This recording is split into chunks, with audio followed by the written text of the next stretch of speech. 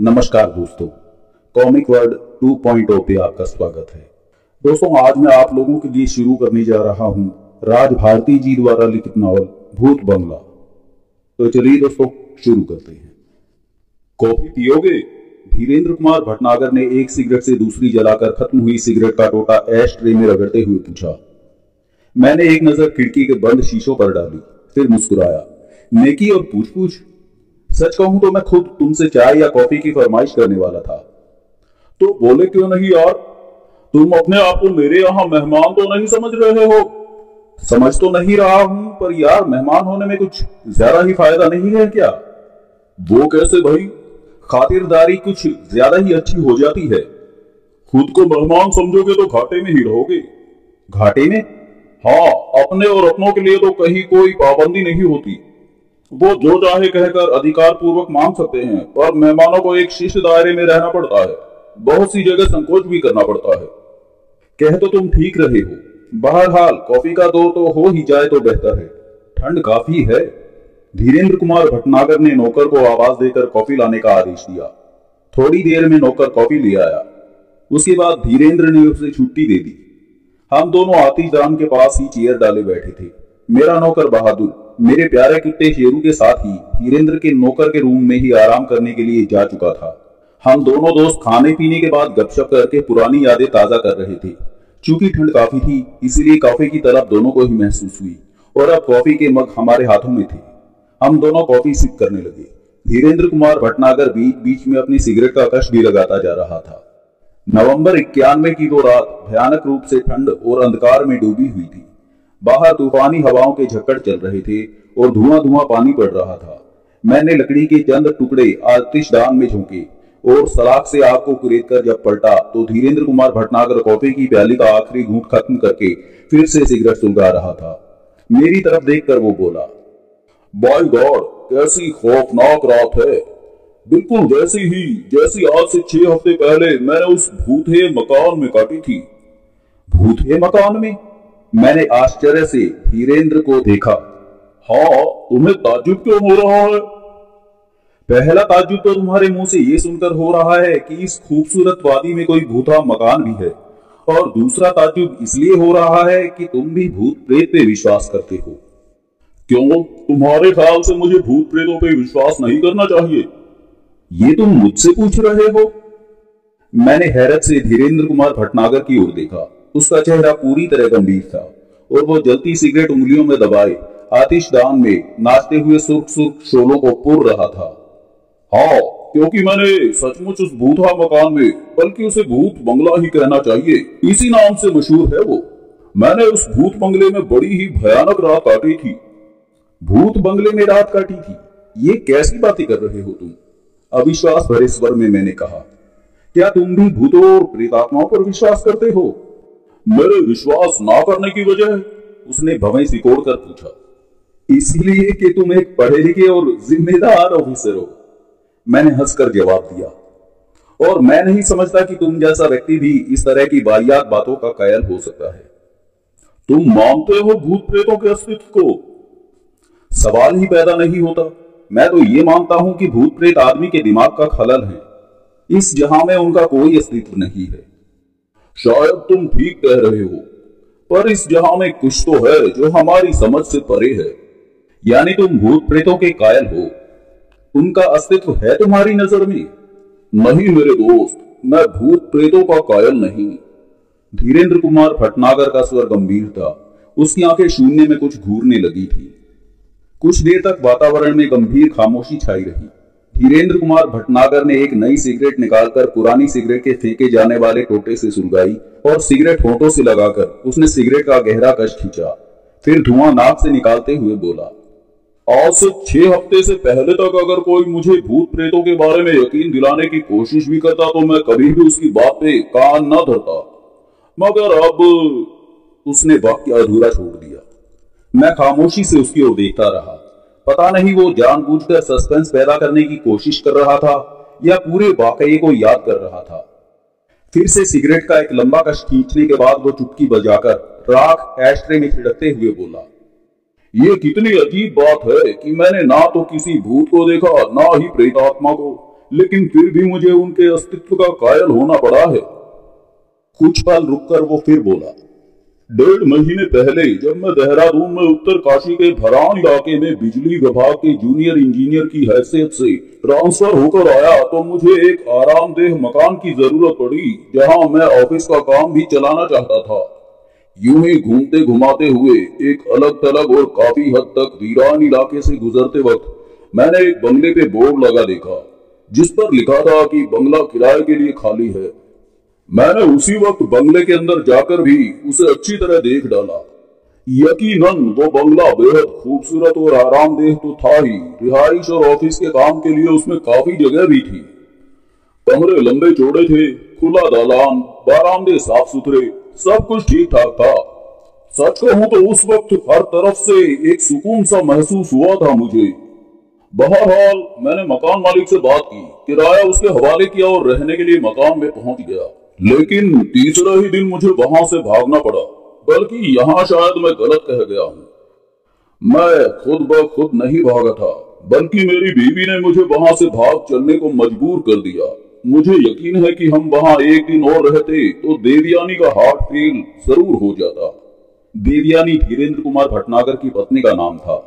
धीरेन्द्र कुमार भटनागर और मैं मेरठ कॉलेज में किसी जमाने में साथ साथ पढ़े थे, पर साथ पढ़ने की बात कहना शायद उचित नहीं था, क्योंकि वो साइंस साइड का स्कॉलर था और मैं आर्ट साइड का। हाँ, हम एक ही कॉलेज में थे और वो मेरा हॉस्टल मेट था। बाइखलाक, स्वभाव से हंसोड़, बात बात में चुटकुले सुनाने वाला वो एक ऐसा नौजवान था जो किसी का भी दिल आसानी से जीत सकता था। उससे कुछ ही पलों की मुलाकात करने के बाद भी कोई भी शख्स उससे बार बार मिलने की आरज़ू रख सकता था। और फिर हम और वो तो 1 साल तक एक ही हॉस्टल में एक दूसरे के साथी बनकर रहे थे। बीएससी में दाखिला लेने के साथ साथ वो बीई की तैयारी भी कर रहा था। उसे कामयाबी भी मिली। बीई में चुन लिए जाने के बाद उसकी लाइन अलग और मेरी लाइन अलग थी, लेकिन पत्र व्यवहार का सिलसिला बराबर जारी रहा। वो साइंस स्कॉलर होने के बावजूद शेरो शायरी का बेहद शौकीन था और मैंने भी जल्दी ही लेखन क्षेत्र में पूरी तरह से पैर जमा लिए थे। शेरो शायरी के जरिए साहित्य के कुछ कीटाणु उस साइंस स्कॉलर के मस्तिष्क में ना जाने कब प्रवेश कर गए थे। वो मेरे लिखे उपन्यास और कहानियां भी पढ़ने लगा। फिर वो मेरा प्रशंसक भी बन गया और आलोचक भी। मेरी और धीरेन्द्र की मित्रता पत्र व्यवहार द्वारा पिछले 10 वर्षों से आज तक कायम थी। मुझे जब मालूम हुआ कि धीरेन्द्र इन दिनों उत्तर काशी में है, तो उस इलाके के कल्चर, भौगोलिक स्थिति, भाषा, रहन सहन का रंग अपनी कहानी में भरने के लिए मैंने उसे पत्र लिखकर इच्छा जाहिर की कि कुछ दिनों के लिए मैं उसके यहाँ आना चाहता हूँ। धीरेन्द्र कुमार भटनागर का स्वागतम, मोस्ट वेलकम, जल्दी से आ जाओ तथा अन्य भी बहुत से स्लोगनों से भरा पत्र शीघ्र ही मुझे मिल गया। पत्र मिलते ही मैंने पिछले 5 वर्षों से अपने साथ रहने वाले नौकर बहादुर और 5 वर्षीय कुत्ते शेरू के साथ उसके पास पहुंचने में अधिक विलंब नहीं किया और अब मैं उसके सामने बैठा उसके बोलने का इंतजार कर रहा था। धीरेन्द्र कुमार भटनागर की खामोशी मुझे कुछ देर बाद ही अखरने लगी। आखिर मैं अपनी जुबान बंद न रख सका। अपनी उत्सुकता मैंने शब्दों में उड़ेल दी और कहा, शायद भाभी जी को कोई भूत नजर आ गया होगा, तभी उन्होंने तुम्हें मकान छोड़ने के लिए मजबूर कर दिया होगा। मेरे स्वर में शौकी और चेहरे पे मुस्कुराहट थी, लेकिन धीरेन्द्र कुमार भटनागर ने मेरी मुस्कुराहट को नजरअंदाज कर दिया और मेरी बात के जवाब में वो बोला, नहीं, उसे कोई भूत नजर नहीं आया। अलबत्ता वहां भूत की मौजूदगी का एहसास जरूर होता था। भूत की मौजूदगी का एहसास जरूर होता था। मैंने धीरेन्द्र के शब्द दोहराए, फिर बोला, लेकिन वो कैसे? मेरे लिए धीरेन्द्र के शब्द अजीब उलझी हुई सी बात थी। अपनी बात कहने के साथ ही मेरी निगाहें धीरेन्द्र कुमार भटनागर के चेहरे पे जम गई। धीरेन्द्र ने सिगरेट का एक कश खींचा और धुआं उगलने के बाद फिर बोला, दरअसल उस मकान का एक कमरा लॉक था और मकान मालिक ने मुझे उस कमरे की चाबी नहीं दी थी। चूंकि मकान के दूसरे कमरे हमारी आवश्यकताओं के लिए काफी थे, इसीलिए मैंने उस बंद कमरे की चाबी लेने की आवश्यकता भी नहीं समझी थी। क्या उस कमरे में कोई खास बात थी? हाँ मेरे दोस्त, सब कुछ उस कमरे में ही था। धीरेन्द्र ने सब कुछ पर जोर देते हुए जवाब दिया। जाने क्या बात थी, जब भी मैं उधर से गुजरता मेरे बदन का रोम रोम कांपने लगता। मेरे चेहरे पे पसीना फूट आता और दिल डूबता हुआ सा प्रतीत होता था। यही दशा देवयानी की भी होती थी। शुरू में तो हम कुछ नहीं समझे कि ये क्या मामला है। मैं समझा था कि शायद नए मकान की हवा का असर है, लेकिन जब लगातार 3 दिन और 3 रातें हम ऐसी ही दशा से गुजरे तो चौथे दिन देवयानी ने वो मकान छोड़ देने का पुख्ता इरादा कर लिया और मुझे उसका साथ देना पड़ा। इसके बावजूद जाने से पहले मैंने वहां रहने वाली उस बुढ़िया को बुलाया जो उसी मकान के एक हिस्से में ना जाने कब से रहती थी। उसे मकान मालिक की तरफ से मकान की देखभाल और किराएदारों का छोटा मोटा काम करने के लिए वहां रखा गया था और रहने की जगह भी दी हुई थी। जब मैंने उस बुढ़िया से कहा कि हमारा इरादा अब उस मकान में रहने का नहीं है तो उसने गर्दन हिलाई और कहने लगी, मुझे पहले ही मालूम था कि आपको यहाँ से भागना ही पड़ेगा। आपको भी यहाँ चैन से नहीं रहने देंगे। आपसे पहले भी कई लोग इस मकान में रहने आए, लेकिन कोई भी 1 या 2 रातों से ज्यादा रहने का साहस नहीं कर सका। आपने बड़ी हिम्मत की कि 3 रातें काट दी। बुढ़िया के ये शब्द सुनकर मैंने पूछा, वो से क्या मतलब है आपका? कौन है वो जो हमें यहाँ चैन से नहीं रहने देंगे? इसके जवाब में वो मेरी तरफ ऐसे देखने लगी जैसे मैं बहुत बड़ा अहमक हूँ। फिर वो गंभीर स्वर में बोली, वो से मेरा मतलब उन्हीं प्रेतात्माओं से है। वो वर्षों से इसी मकान में हैं और मैं भी वर्षों से इसी मकान में हूँ और मरते दम तक हमेशा यहीं रहूंगी। हालांकि उन्हें मेरी मौजूदगी पसंद नहीं, मगर मैं हरगिज भी ये मकान नहीं छोड़ूंगी, चाहे वो मुझे मार ही डाले। और यकीनन एक ना एक दिन मुझे उन्हीं के हाथों मरना है और फिर मैं भी उन्हीं प्रेत आत्माओं में शामिल हो जाऊंगी। उसने अजीब से भयावह अंदाज में अपना मुंह खोलकर लंबी सी जमाई ली थी। कुछ क्षणों के लिए मुझे महसूस हुआ कि वो बुढ़िया भी हाड़ मांस की औरत ना होकर कोई प्रेतात्मा ही है। फिर तुमने क्या किया धीरेन्द्र? मैंने कुछ दिल्लगी भरे स्वर में पूछा। करता क्या, उसी वक्त अपना सामान बंधवाया और मकान छोड़ दिया। वैसे यदि देवयानी वहां से फौरन निकल चलने के लिए बहुत ज्यादा जिद ना करती तो शायद मैं उस मकान में कुछ और दिनों तक जरूर ठहरता।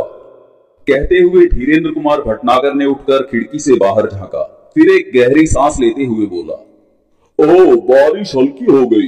अब मैं चलता हूँ भाई, अपने रूम में जाकर आराम करूंगा। Goodbye. जरा ठहरो, मैंने उसे रोका। अरे मेरे यार धीरेन्द्र कुमार, उस मकान का पता तो बताते जाओ। मैं भी उस मकान में 1-2 रोज रुकना चाहता हूँ। तुमने तो कहानी का एक अच्छा प्लॉट तैयार कर दिया। सोचता हूँ कहानी का उपसंहार, दी एंड आदि अब उसी मकान में जाकर पूरा करूं। धीरेन्द्र कुमार भटनागर ने बेहद जोरदार ठहाका लगाया। खूब, पहले मैं समझता था जनाब कि आप वहां जाए बगैर ना रहेंगे। ऊपरी तरफ की सड़क के उत्तरी नुक्कड़ पर वो अकेला ही बंगला है। वैसा एक भी पुख्ता और आलीशान बंगला इलाके में तो क्या, मीलों में तो क्या, दूर दूर तक भी नहीं है। बाहर लगा हुआ परमानेंट बोर्ड किराए के लिए खाली है, आपको साफ दिखाई दे जाएगा। अलबत्ता उस पे थोड़ी बहुत धूल जरूर जमा हो सकती है, क्योंकि बुढ़िया उस पे से रोज रोज तो धूल साफ करती नहीं है। पर हाँ, जैसा कि मैंने 3 दिन रहने पे नोट किया था, जिस दिन हमने मकान छोड़ने का इरादा किया और बाद में मकान छोड़ दिया था, उस दिन बुढ़िया ने भी वो बोर्ड गीले कपड़े से पोंछकर चमकाया था। अगले दिन मैं उस भव्यशाली बंगले के सामने खड़ा था। ऊपरी तरफ का ये उत्तरी इलाका बिल्कुल वीरान सा ही था। लोगों का आवागमन भी बेहद कम ही दिखाई देता था। अलग थलग प्राकृतिक सुंदरता को अपने आगोश में समेटे हुए एक लेखक के लिए इससे बढ़कर कोई और सुकून की जगह नहीं हो सकती थी। मेरा ख्याल था कि जिस बुढ़िया का जिक्र धीरेन्द्र कुमार भटनागर ने किया था वो जरूर मकान के अंदर ही होगी। इसीलिए मैंने मुख्य द्वार पे जोर से थपथपाते हुए तेज खड़खड़ाहट पैदा की। मगर तत्काल ही क्या, कुछ देर तक भी कोई जवाब नहीं मिला। मैंने इधर उधर देखा, सब खिड़कियां बंद थी और आसपास कोई भी आदमी नजर नहीं आ रहा था जिससे मैं कोई परामर्श करता या मकान मालिक का अता पता ही मालूम करता। निराश होकर मैं लौटने का इंतजार कर ही रहा था कि 15-16 साल का एक किशोर मुझे वहीं मोड़ पे दिखाई दिया। मुझे लगा कि वो मुझे वहां देखकर मेरी ही तरफ आ रहा है और मेरा अनुमान सही था। उसने हाथ उठा के सलाम किया। जवाब में मेरा सिर हिला और मेरे चेहरे पे मीठी सी मुस्कान उभर आई। मेरी मुस्कुराहट से उसकी हिम्मत बढ़ी। क्या आप मकान मालिक रामचंद्र रावत से मिलना चाहते हैं? बेशक, मगर मैंने सुना है कि यहाँ कोई बुढ़िया भी रहती है। वो दिखाई नहीं दे रही। काफी देर हो गई मुझे दरवाजा पीटते हुए। रहती थी, उस किशोर ने जवाब दिया। 3 हफ्ते पहले बेचारी मर गई। उस वक्त से ये मकान अमूमन खाली ही है। कोई भी इसे किराए पे लेने को तैयार नहीं होता। हालांकि मकान मालिक रावत साहब ने किराया बहुत कम कर दिया है। उन्होंने मेरी माँ से कहा था कि हफ्ते में एक बार मकान की सफाई कर दिया करे, लेकिन माँ ने कानों पे हाथ रखे और इनकार कर दिया। क्यों? माँ ने कहा उसे मरना नहीं है। कमाल है, मकान की सफाई करने से भला कैसे तुम्हारी माँ मर जाती? अरे साहब, बात सफाई की नहीं है। शायद आपको मालूम नहीं है साहब कि यह मकान भूतों के कब्जे में है। बुढ़िया को भी उन्हीं भूतों ने ही मारा है। वो अपने बिस्तर पे मरी पाई गई और उसकी आंखें बाहर निकली हुई थी। जवानी में कदम रखने जा रहे उस किशोर ने खौफ की एक झुरझुरी सी लेते हुए बताया। पता नहीं क्यों, पर अचानक ही मुझे हंसी आ गई। बड़ी मुश्किल से मैं अपनी हंसी को रोक पाया। सामान्य होते हुए मैंने उससे मकान मालिक मिस्टर रामचंद्र रावत का पता पूछा। उसने पता बता दिया और मुड़कर चल पड़ा। रुको बेटे, मैंने अचानक कुछ सोचकर उसे पीछे से आवाज दी। वो ठिठक कर रुका, फिर पलटा। तुम्हारा नाम क्या है? जमाल पाशा। उसने एकटक मेरे चेहरे की ओर देखते हुए कहा। मुझे एक बार फिर यूं ही अनायास ही हंसी आ गई। उसने मुझे ऐसे देखा मानो पूछ रहा हो कि इसमें हंसने की क्या बात है। अरे भाई, तुम्हारा नाम तो जादूगरों जैसा है, मैंने हंसते हुए बोला। अच्छा नाम है। मेरे अब्बा एक जादूगर ही थे। अपना जादू दिखाने के लिए वो समंदर के जहाजों से दूर देशों की यात्रा करते रहते थे। एक बार जब वो यात्रा से लौटे तो रहने के लिए इसी भूथा बंगले में रहने को चले गए। मेरी माँ से भी साथ चलकर रहने को कहा तो उसने मना कर दिया। वो शांत भाव से बोला। उसके 2 दिन बाद ही बरसों पहले इसी भूथा बंगले में उनकी मौत हुई थी। रावत साहब भी ये बात जानते हैं। ओह, मैंने गहरी सांस ली। भूत बंगले में क्या करने गए थे तुम्हारे पिताजी? मेरा मतलब है तुम्हारे अब्बा। पता नहीं, पर मेरी माँ का कहना है कि वहां वो किसी औरत के साथ रह रहे थे। कई दिन बाद बंगले में उनकी सड़ी गली लाश पाई गई थी, पर उनके साथ रहने वाली औरत का भी कुछ पता नहीं चला। कहकर विचित्र सी नजरों से जमाल ने मुझे देखा, फिर मेरी आंखों में झांकते हुए बोला, अब मैं चलूं? 1 मिनट रुको, मैंने कहा। फिर बोला, तुमने रावत साहब के घर का पता तो बता दिया, अब जरा ये भी बता दो कि यहां से कितनी दूर है और किधर, मेरा मतलब किस ओर जाना है। उसने मुझे अच्छी तरह रास्ता समझा दिया। सौभाग्य में मिस्टर रावत अधेड़ उम्र के होने के बावजूद अत्यंत सुदृढ़ प्रतीत होते थे। अपनी ढलती उम्र में भी बेहद आकर्षक दिखने वाले उस व्यक्ति रामचंद्र रावत ने औपचारिक मुस्कान के साथ मेरा स्वागत किया। कहिए जेंटलमैन, मैं आपकी क्या सेवा कर सकता हूं? उन्होंने अपना दायां हाथ मेरी ओर बढ़ाते हुए पूछा। जिस गर्मजोशी के साथ हाथ मिलाकर, हाथ दबाकर उन्होंने अपनी प्रसन्नता का प्रदर्शन किया था, उससे ये बात जाहिर हो गई थी कि मिस्टर रावत संभवतः सैनिक सेवा या किसी अन्य ऊंचे ओहदे पर रह चुके हैं। मैंने सुना है ऊपरी छोर वाला आपका बंगला खाली है, मैं उसे किराए पे लेना चाहता हूं। ओह, उनके मुंह से उभरे स्वर में प्रसन्नता के भाव स्पष्ट नजर आ रहे थे। सौभाग्य है कि आप यहां तशरीफ लाए, लेकिन जी मैं जानता हूं। क्या जानते हैं आप? अपनी बात बीच में ही कटती देख मकान मालिक मिस्टर रावत ने पूछा। मैंने उनकी बात काटते हुए कहा, वो बंगला भूतहा है, यही कहना चाहते हैं ना आप? जेंटलमैन, दरअसल बात यह है कि भूत प्रेत के किस्से लोगों ने गढ़ लिए हैं। आज तक वहां किसी ने कुछ देखा नहीं है, फिर भी मेरा फर्ज था कि मैं उन अफवाहों से आपको आगाह कर दूं, आपको खबरदार कर दूं, ताकि बाद में आपको मुझसे कोई शिकायत ना हो। जी मुझे कोई शिकायत नहीं होगी, मैंने तत्काल ही कहा।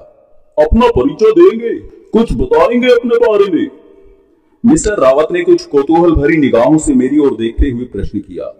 मैंने अपने बारे में बताया तो मेरा परिचय जानकर उनकी प्रसन्नता और भी बढ़ गई। शायद ये प्रसन्नता इसीलिए भी थी क्योंकि मैं अस्थायी रूप से वहां रहने के लिए आया था, कुछ एक दिनों या हफ्तों के लिए। जब तक आपका जी चाहे मकान में रहिए, किराए के नाम पे एक फेला ना लूंगा। मकान मालिक बड़ी मुरव्वत से बोला। मैं चाहता हूं कि आप जैसे बुद्धिजीवी यहाँ कुछ दिन रहे ताकि लोगों के दिलों में बैठी दहशत निकल जाए और भविष्य के लिए ये चर्चाएं भी खत्म हो जाएं कि वो बंगला भूथा है। फिर रामचंद्र रावत ने मेरी ओर दृष्टि डाली और अचानक चौंक पड़े।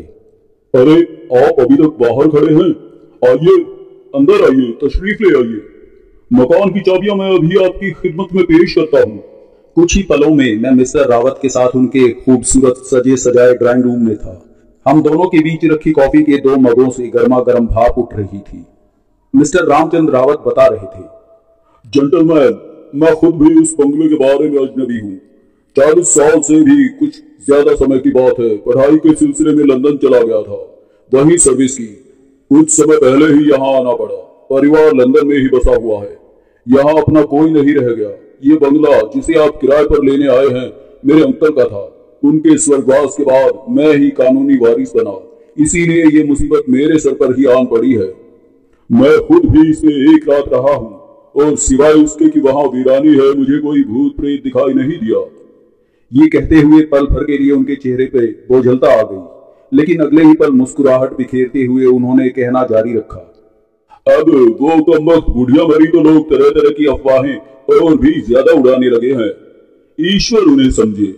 कल ही मैंने एक व्यक्ति को कहते हुए सुना कि बुढ़िया को प्रेतात्माओं ने गला घोटकर मारा है। भला बताइए जनाब, किसी प्रेतात्मा ने आज तक किसी इंसान का गला घोटा है क्या? जरूर बताऊंगा, पर पहले किसी प्रेतात्मा से मेरी मुलाकात तो हो। मैंने सादगी से कहा तो उन्होंने जोरदार कहा बुलंद किया। ठीक कहा भाई। वो बुढ़िया कितने वर्षों से इस मकान में रह रही थी? उनका कहा शांत पड़ते ही मैंने सवाल किया। जहां तक मुझे याद पड़ता है, 40 साल पहले जब मैं पढ़ाई के सिलसिले में यहाँ से गया था, उस समय भी वो इसी बंगले में रह रही थी। अगर 40 साल का समय मान लिया जाए तो क्या सोचने वाली बात नहीं है कि इतने लंबे समय तक प्रेतात्मा ने उस पर क्यों कृपा दृष्टि रखी? इस बुढ़ापे में ही उसका गला घोटकर उसे क्यों मारा? लोगों की अक्लों पर तो ताले पड़ गए हैं।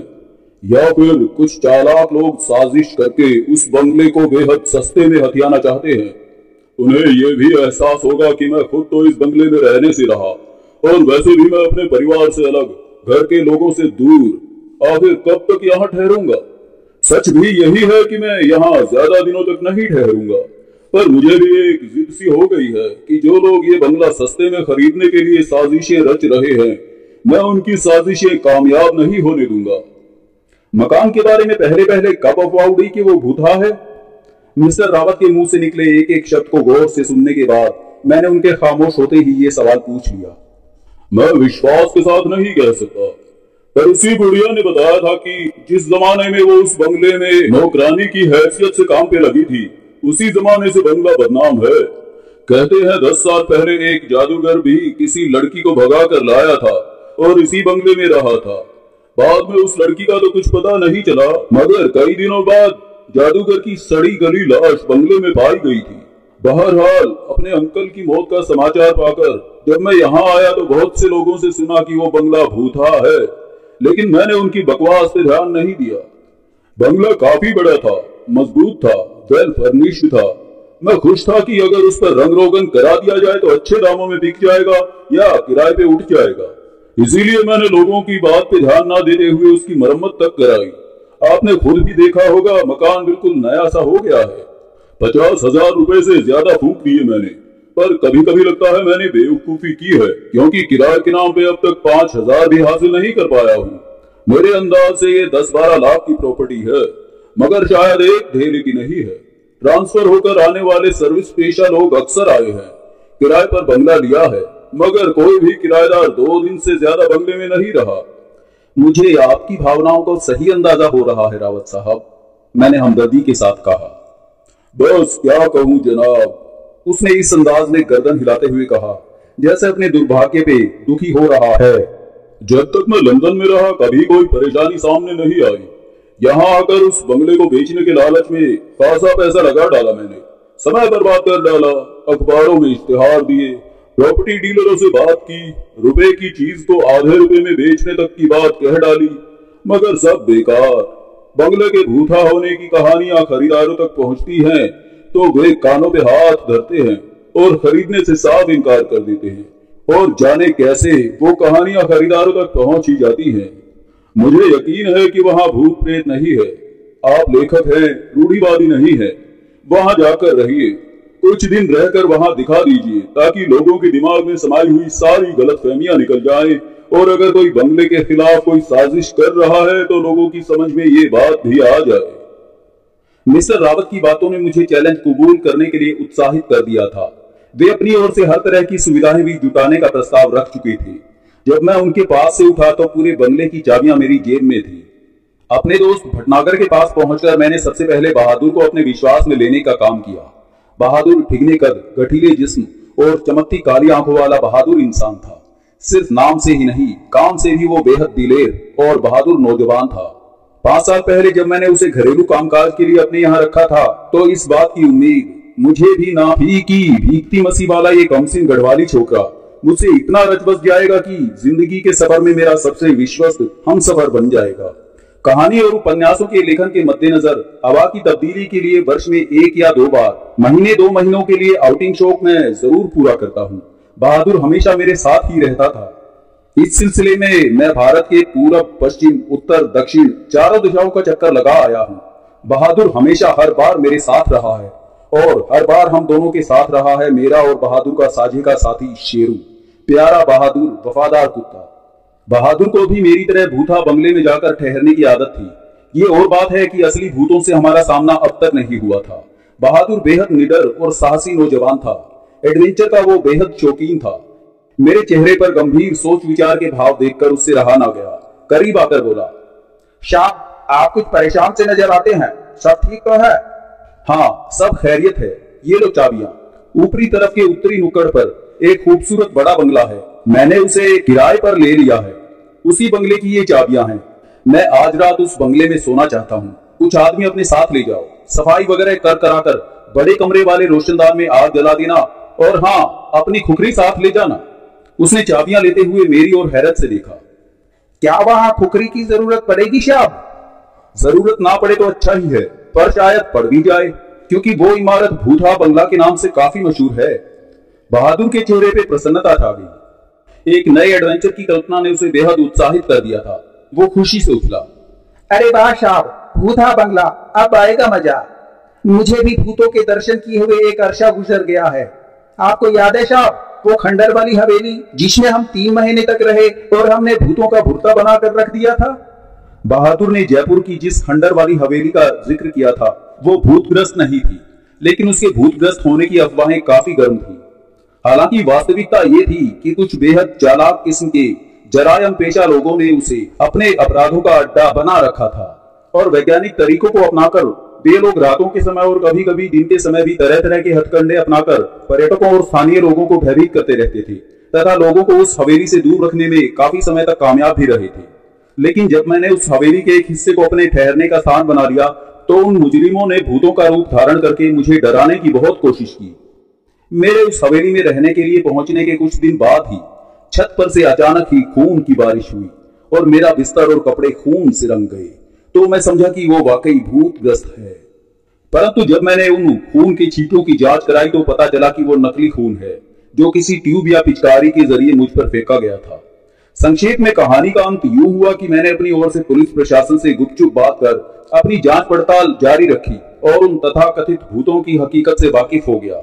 फिर 1 महीने के अंदर उन मुजरिमों के खिलाफ ढेर सारे सबूत इकट्ठे करके उन्हें सरकारी मेहमान खाने में पहुंचा दिया था। बहादुर की बात सुनकर मैंने उससे कहा, नहीं भाई, यहाँ हालात कुछ और हैं। कैसे हालात साहब? बहादुर ने पूछा तो मैंने उसे बताया। संभव है इस मकान में सचमुच ही प्रेतात्माएं रहती हों, इसीलिए शेरू को भी अपने साथ जरूर ले जाना। अजी उन प्रेतात्माओं की ऐसी की तैसी साहब, बहादुर ने जोश में आकर कहा। मैं अभी वहां जा रहा हूँ और उन प्रेतात्माओं से कह देता हूँ कि अपना बोरिया बिस्तर बांध लो और यहाँ से दफा हो जाओ, वरना हड्डी पसली एक हो जाएगी। आपके वहां तक पहुंचने तक मैं कमरा साफ करके आग जला दूंगा। इत्मीनान से आइएगा। मैं इतनी देर में भूतों से अपना और आपका परिचय अच्छी तरह करा दूंगा। उसने कहा और कहा लगाता हुआ चला गया। खाना खाकर जब मैं चलने के लिए तैयार हुआ तो आसमान पर बादल और बिजली की चमक से पता चला कि बारिश आज फिर होने वाली है। सर्द सर्द हवा के झोंके आहिस्ता आहिस्ता तेज हो रहे थे और साए साए के शोर से कानों के पर्दे फटे जाते थे। मैंने ओवरकोट पहना, सतर्कतावश एक कंबल भी अपने साथ ले लिया और कंधे पे डाल लिया। मिट्टी के तेल से जलने वाली एक लालटेन भी मैंने अपने बाएं हाथ में थाम ली थी। जेब में अपना रिवॉल्वर भी रख लिया था और फिर मैं घर से बाहर निकल आया। रास्ता बेहद ऊबड़ खाबड़ था, कहीं कहीं बीच बीच में छोटे बड़े पत्थर भी पड़े थे। एक बार मुझे एक पत्थर से ठोकर भी लगी तो मैं गिरते गिरते बचा, मगर उसके बाद मैं काफी संभल कर चलने लगा। आगे की सड़क सुनसान और अंधेरे में डूबी पड़ी थी, किंतु मैं जरा भी भयभीत ना था। अपनी अब तक की जिंदगी में भय नाम की चिड़िया से मेरा कभी वास्ता ना पड़ा था। अचानक पानी की कुछ बूंदें मेरे चेहरे पर पड़ी तो मैं चौंका। मौसम तो पहले से ही खराब दिख रहा था, अब इक्का दुक्का बूंदें भी गिरने लगी थी। मैं तेजी से ऊपरी छोर की तरफ जाने वाली सड़क पर चल दिया, ये सोचकर कि नए और भूखे मकान में पहली रात शायद जागकर गुजारनी पड़े, इसीलिए पढ़ने के लिए कुछ पत्रिकाएं भी साथ में ही रख ली थी। कुछ ही पलों में बारिश में तेजी आ गई, मगर तब तक मैं भूथा बंगला के मुख्य द्वार तक पहुंच चुका था। मैंने धीरे से गेट बजाया, फौरन ही दरवाजा खुला और बहादुर का फूला हुआ सुर्ख चेहरा दिखाई दिया। अरे तुम अभी तक जिंदा हो? मैंने हंसते हुए घुटकी लेते हुए कहा। लगता है भूत सचमुच तुमसे डर गए हैं। मेरा ख्याल था कि मेरा ये परिहास सुनकर वो अपने स्वभाव के अनुसार हंस पड़ेगा, लेकिन उसने कोई जवाब ना दिया। मुझे कुछ अचरज सा हुआ। क्या हुआ बहादुर, कोई परेशानी है क्या? मैंने बहादुर के चेहरे को देखते हुए पूछा। उसने इस बार भी कोई जवाब ना दिया, पर जलती हुई लालटेन ऊंची करके मुझे रास्ता दिखाते हुए वो कहने लगा, इधर से आइए साहब, ये दूसरा कमरा मैंने आपके लिए ठीक कर दिया है। बहुत गंदगी थी यहाँ, कूड़े करकट से भरा हुआ था ये। मैं बहादुर के पीछे हो लिया। कुछ ही पलों के बाद मैंने अपने आप को एक लंबे चौड़े और आरामदेह कमरे में पाया। फर्श पर निहायत पुराना मगर लाल रंग का बेशकीमती कालीन बिछा हुआ था, जिस पर काली बिल्ली गिटार लिए बैठी थी। काली बिल्ली और गिटार, मुझे वो चित्र बड़ा अजीब सा लगा, पर उस पर मैंने ज्यादा तवज्जो नहीं दी, ना ही अधिक सोचने में अपने दिमाग को तकलीफ दी। कालीन पर से नजरें हटाकर मैंने कमरे में चारों ओर नजर दौड़ाई।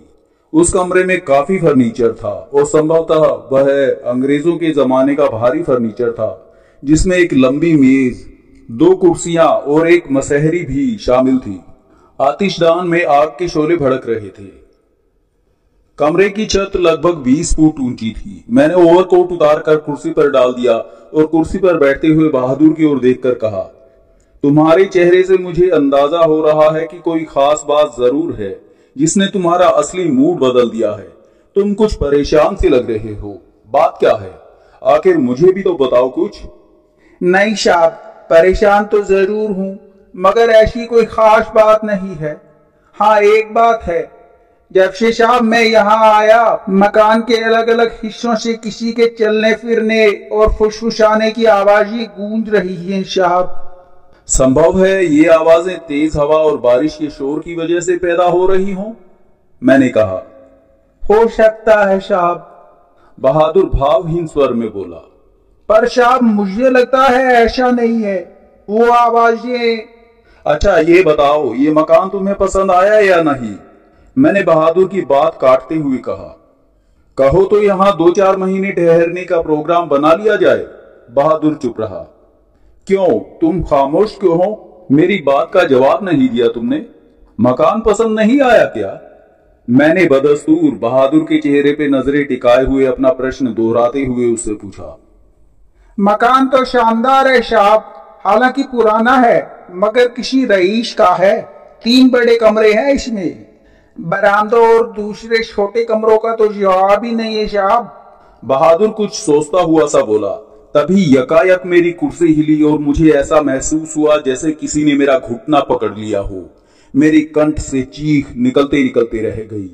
अगले ही क्षण मेरा पालतू कुत्ता शेरू मेरे सामने खड़ा होकर प्यार से दुम हिला रहा था। हट कमबख्त, तूने तो डरा ही दिया। मैं प्यार से शेरू के सर पर थपकी देता हुआ उठ खड़ा हुआ और फिर बहादुर की ओर घूमकर बोला, आओ बहादुर, एक नजर मैं भी मकान के अंदरूनी कमरों में डाल लूं।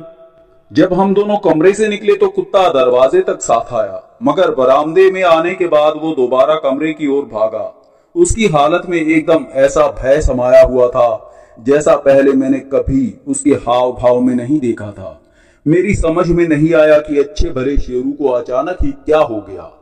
थोड़ी देर पहले मुझे वो बड़ा मस्त लगा था, पर अब उसकी हालत बड़ी विचित्र थी। वो दुम दबाकर सिकुड़ा सिमटा दरवाजे के साथ लगा खड़ा था और उसकी आंखें बाहर को निकल पड़ रही थी। फिर अचानक ही वो जमीन पर लुढ़क कर छटपटाने लगा। वो बुरी तरह लोटपोट हो रहा था। अपने प्यारे शेरू की दशा देख मुझे काट मार गया। पल भर के लिए मैं एकदम किंग कर्तव्य विमूढ़ सा हो गया। फिर अचानक ही मैं सोते से जागा और शेरू की ओर बढ़ा। अब उसके कंठ से ऐसी आवाजें निकलने लगी थी जैसे अचानक उसका गला घोटा जा रहा हो। उसके मुंह से अजीब सी कू कू की आवाज निकल रही थी और उसका सर बार बार दाएं बाएं घूम रहा था। मैं आगे बढ़कर झुका और कुत्ते का माथा चूम लिया, फिर उसके सर पर प्यार से हाथ फेरा। कुछ पलों में उसकी हालत ठीक हो गई और वो चुपचाप हमारे पीछे पीछे चलने लगा। कुछ देर बाद मैंने महसूस किया कि कुत्ता स्वभाव के विपरीत मेरे पीछे पीछे ही चल रहा है। उसकी शौखी जैसे खत्म हो चुकी थी। वो अब भी निहायत डरा डरा सहमा सहमा सा नजर आ रहा था। मैंने सुन रखा था कि कुत्ते बुलियों को कुछ ऐसी चीजें दिखाई दे जाती हैं जिन्हें इंसान देख नहीं सकता, ना ही उनकी मौजूदगी से बाखबर हो सकता है। तभी मुझे याद आया कि साथ वाले कमरे में कालीन पर बिल्ली का चित्र है, पर उस चित्र में मुझे कोई विशेष बात नजर नहीं आई थी, सिवाय इसके कि उसमें बिल्ली को गिटार थामे दिखाया गया था। पर शेरू की हालत ने मुझे कुछ सोचने को मजबूर कर दिया था। पहली बार मुझे इस बात का एहसास हुआ था कि यह मामला इतना आसान नहीं है जितना मैं समझ रहा था। यहाँ मेरा सामना संभवतः मुजरिमों से नहीं है, बल्कि इस बार शायद वाकई प्रेत आत्माओं से मुकाबला है मेरा। बहादुर की हालत भी मुझसे छिपी नहीं थी। जब मैं यहाँ आया था तब उसकी गंभीरता देखने वाली थी और वही गंभीरता अब तक कायम थी। एक तरह से इस वक्त उसकी हालत कुत्ते शेरू से लगभग मिलती जुलती ही थी। वो भी अपने स्वभाव के विपरीत खामोश खामोश सा था। कोई और मौका होता तो उसकी जुबान कैंची की तरह चलती रहती। खुश रहना और बकबक करते रहना उसकी आदत में शुमार था, पर इस समय वो बिल्कुल खामोश था और मुझे तो कुछ डरा डरा हुआ सा भी लग रहा था। अब मैं मकान के गहरे अंधेरे में डूबे उस हिस्से को देखना चाहता था जिस पर हमेशा ताला बंद रहा करता था। उस हिस्से की तरफ पहुंचकर मैंने बहादुर की ओर देखा। उसके चेहरे पे कोई भाव न था। सामने के दरवाजे का ताला खोल मैंने लोहे के भारी भरकम जंग खाए दरवाजे को धक्का दिया। गड़गड़ाहट के साथ दरवाजा अजीबो गरीब आवाजें करता हुआ खुल गया। बहादुर ने लालटेन ऊंची कर रखी थी। उसकी रोशनी में मैंने देखा वो कमरा बड़ा ही रहस्यमय लग रहा था। उसके एक हिस्से में नीचे जाने का रास्ता था, जिसकी सीढ़ियां गोल गोल घूमकर नीचे जाने के लिए प्रेरित कर रही थी, जिसका आखिरी हिस्सा नीचे कहीं तहखाने में अंधेरे में गायब था। मैंने बहादुर के हाथ से लालटेन ले ली। फिर मन में साहस संजोए रखकर मैंने पहली सीढ़ी पर पैर रखा। तुरंत ही अजीब सी चरचराहट पैदा हुई। पल भर के लिए लगा कि सीढ़ियां टूट पड़ने वाली हैं और मैं नीचे जा गिरूंगा, लेकिन फौरन ही मैं संभल गया और फिर मैंने दूसरी सीढ़ी पे कदम रखा। शेरू अब ना जाने क्यों गुर्राने लगा था, मगर उसकी आवाज में क्रोध अथवा सतर्कता का पुट ना था, बल्कि ये गुर्राहट उसके भयभीत होने का आभास दे रही थी। कितनी ज्यादा शीलन और बदबूशी है साहब यहाँ। अचानक बहादुर नाक सिकोड़ते हुए बोला। मुझे उसकी आवाज किसी कुएं की गहराई में गूंजती हुई सी महसूस हुई। वो भी मेरे साथ साथ सीढ़ियों से उतर रहा था। एक दो चक्कर सीढ़ियों के घूमकर हम तहखाने में उतर गए। फिर मैंने लालटेन ऊंची की और उसकी कांपती हुई पीली रोशनी में उस तहखाने का निरीक्षण किया। ऐसा मालूम होता था मानो सदियों से वहां किसी इंसान ने कदम नहीं रखा था। हर तरफ मकड़ियों ने बड़े बड़े जाले तान रखे थे। फर्श कहीं कहीं से खुरदुरा और उधड़ा हुआ था और ये यकीनन वहां मौजूद उधम मचाते चूहों की कारस्तानी ही हो सकती थी। कुछ पलों बाद ही दो मोटे ताजे चूहे एक कोने से निकले और दौड़ते हुए दूसरी ओर चले गए। फिर अपने पंजों और दांतों से लकड़ी का कोई पुराना टूटा फर्नीचर कुतरने लगे। उनके कुतरने की आवाज भी वातावरण को अजीब रहस्यमय सा बना रही थी। ऐसा मालूम होता था जैसे हमारे आवागमन से वे चूहे दूसरे चूहों को खबरदार कर रहे हों। तहखाने की दीवारें गीली गीली सीलन भरी और बदशक्ल थी। प्लास्टर जगह जगह से उखड़ा हुआ था।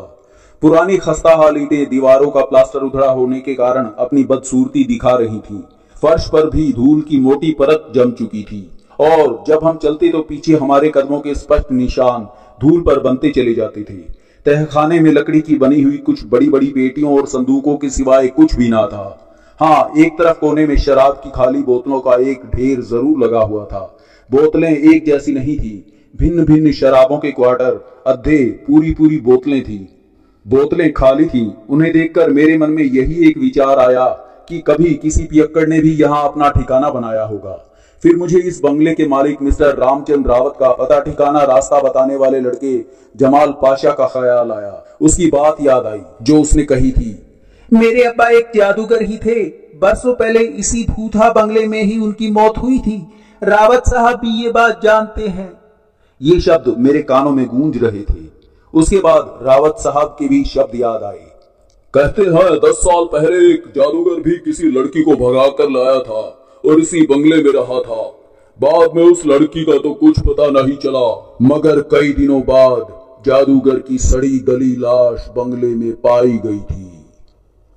उस जादूगर के साथ वाली लड़की का क्या हुआ होगा? मैंने सोचा, क्या वही जादूगर की हत्या करके कहीं भाग गई होगी? शायद ऐसा ही हुआ हो और फिर संभव है कि जादूगर ही भूत बन गया हो। फिर अचानक ही मुझे अपनी सोच पर मन ही मन हंसी आ गई। मैं तो भूत प्रेतों के अस्तित्व को ही नहीं मानता था और इस समय अचानक भूतों के होने की संभावना पर विचार करने लगा था। जादूगर वाली बात को दिमाग से झटक कर मैंने तहखाने में चारों तरफ नजर दौड़ाई तो वहां की उत्तरी दीवार में एक छोटा सा दरवाजा नजर आया। मैंने उसे खोलने के लिए जैसे ही कदम बढ़ाया तो मेरा पालतू कुत्ता शेरू बेचैन होकर मेरे कदमों में लौटने लगा, जैसे कि मुझे दरवाजा खोलने से रोक रहा हो, समझा रहा हो कि मैं वो दरवाजा हरगिज ना खोलूं। शाब, यहाँ से चलिए, अब सुबह आकर देखिएगा। अचानक बहादुर ने भर्राई हुई आवाज में कहा। क्यों, डर गए क्या? मैंने पूछा।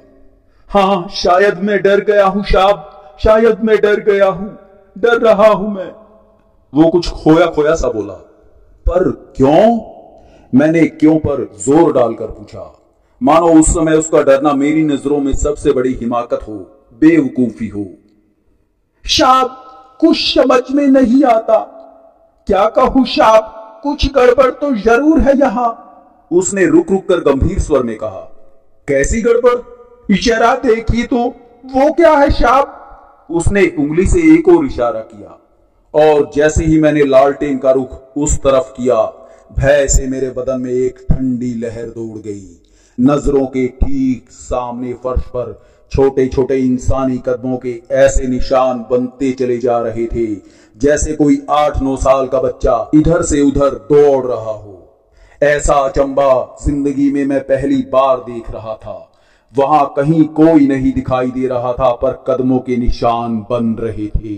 यानी कोई था मगर वो दिख नहीं रहा था, शायद अदृश्य था। पर आदमी के अदृश्य होने का कोई आविष्कार विश्व के साइंटिस्टों ने इजाद कर लिया हो, ऐसा कुछ कभी मेरे पढ़ने में नहीं आया था। मेरी नजर उन बनते हुए पांवों के निशान पर जमकर रह गई। कुछ पलों में ही वो निशान सामने वाली दीवार तक जाकर गायब हो गए, जैसे अदृश्य शख्सियत दीवार में घुसकर गायब हो गई हो। मेरी हिम्मत जवाब दे रही थी पर बहादुर साथ ही था और उसके सामने मैं खुद को डरपोक साबित नहीं करना चाहता था। इसीलिए डरते डरते उस दीवार की ओर बढ़ा। मैंने दीवार को थपथपाया। अगले ही पल मेरे होठों से चीख निकलते निकलते रह गई, क्योंकि दीवार थपथपाते ही किसी के घुंघरुओं की आवाज सुनाई दी थी। साथ ही मेरी आंखों के सामने किसी के बेहद खूबसूरत पैर झिलमिलाए थे जिनमें घुंघरू बंधे थे। बेहद खूबसूरत थे वो पैर, शायद किसी कोठे की बेपनाह खूबसूरत तवायफ के पैर थे वो। पैरों के ऊपर लाल रंग के सितारों और मोतियों से जड़े लहंगे की भी एक झलक दिखाई दी थी जो घुटनों तक ऊपर उठा हुआ था।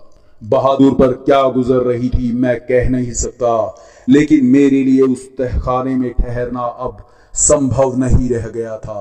फौरन ही मैं सीढ़ियां चढ़ने लगा और मैंने अब इस बात पर ध्यान दिया कि शेरू हमारे आगे आगे है। संभवतः वो सबसे पहले वहां से निकल जाना चाहता था। मैंने ये भी देखा कि उस पर बहादुर की हालत भीगी बिल्ली सी बनती जा रही थी। मैं तो उसे बेहद निडर और साहसी नौजवान समझता था, और वो था भी, मगर इस वक्त उसे ना जाने क्या होता जा रहा था। तहखाने से बाहर आकर बहादुर ने गर्दन घुमाकर आसपास का जायजा लिया, मानो ये देख रहा हो कि कहीं कोई भूत मौजूद तो नहीं है। मैंने उसका ध्यान बटाने के लिए कुछ दिल्लगी भरे स्वर में कहा, तुमने तहखाने में पड़ी हुई शराब की खाली बोतलें देखी बहादुर? क्या ख्याल है, दुष्ट आत्माएं प्रेत आत्माएं भी शराब पीने में दिलचस्पी रखती हैं? नरक में जाएं ये दुष्ट आत्माएं प्रेत आत्माएं साहब, बहादुर बड़बड़ाया। साहब मेरी राय तो ये है कि यहाँ से निकल चलिए, मामला कुछ नहीं, बहुत ज्यादा गड़बड़ है। अपने शेरू की हालत नहीं देखी आपने? मैंने तो जिंदगी में पहली बार उसकी ऐसी हालत देखी है।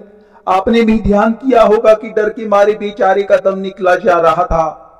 अब जब हम यहाँ आ ही गए हैं तो कुछ देखभाल करके ही जाएंगे, मैंने अपने डर को दूर भगाते हुए आत्मविश्वास भरे स्वर में कहा। तुम्हें डर लगता है तो तुम शौक से धीरेन्द्र कुमार भटनागर के यहाँ वापस लौट जाओ, मैं तो आज रात यहीं रहूंगा।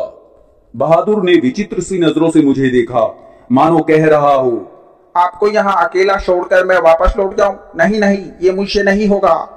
उस भूथा बंगले पर निस्तब्धता भरा सन्नाटा व्याप्त था और हमें यूं महसूस हो रहा था जैसे ये सन्नाटा हमें निगल लेगा।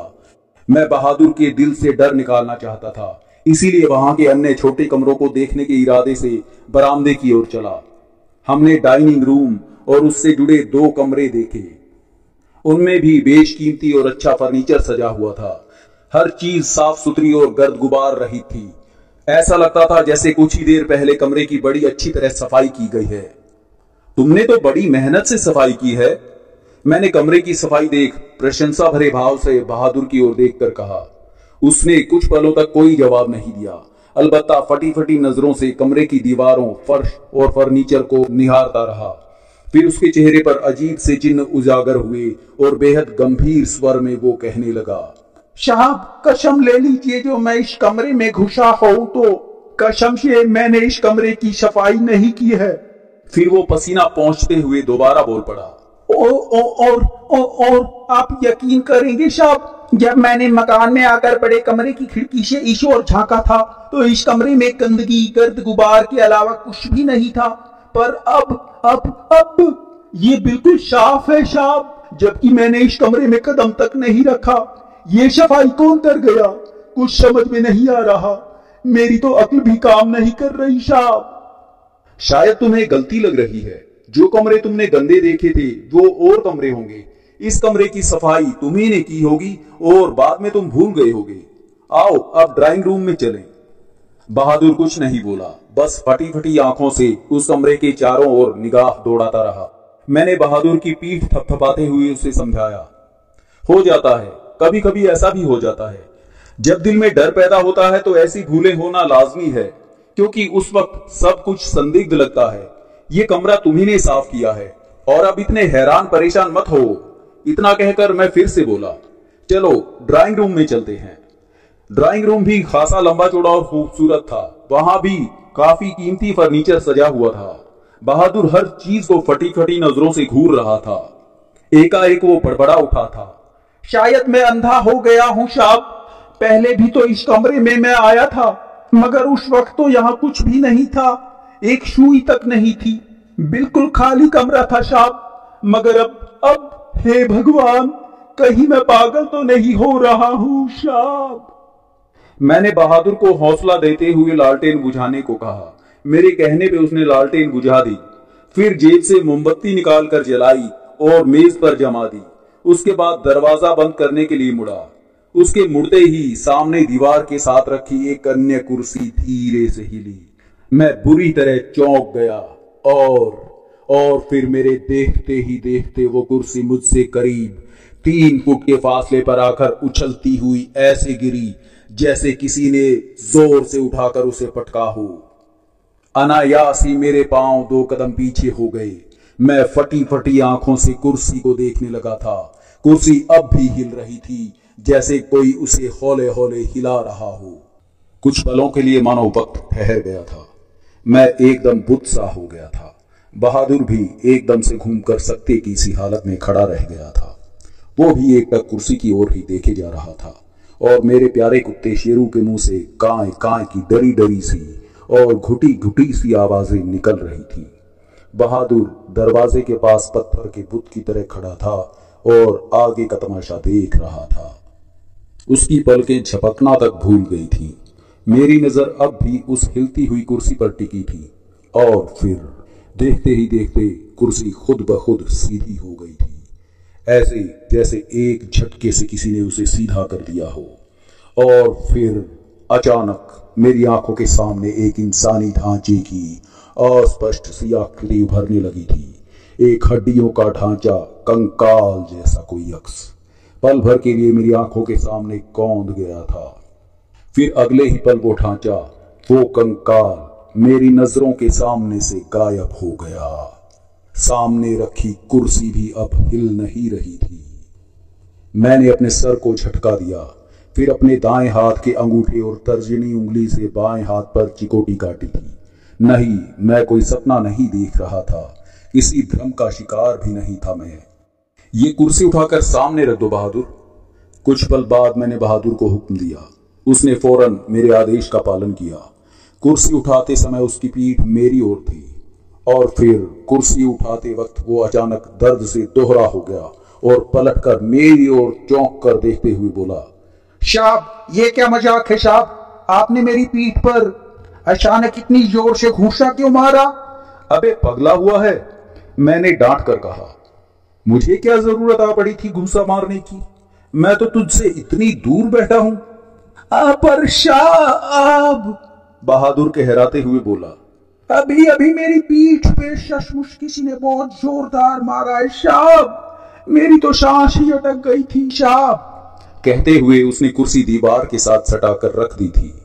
उसकी शक्ल से जाहिर होता था कि वो झूठ नहीं कह रहा था, लेकिन घूंसा मारने वाला था कौन? हमने तो वहां किसी को भी नहीं देखा।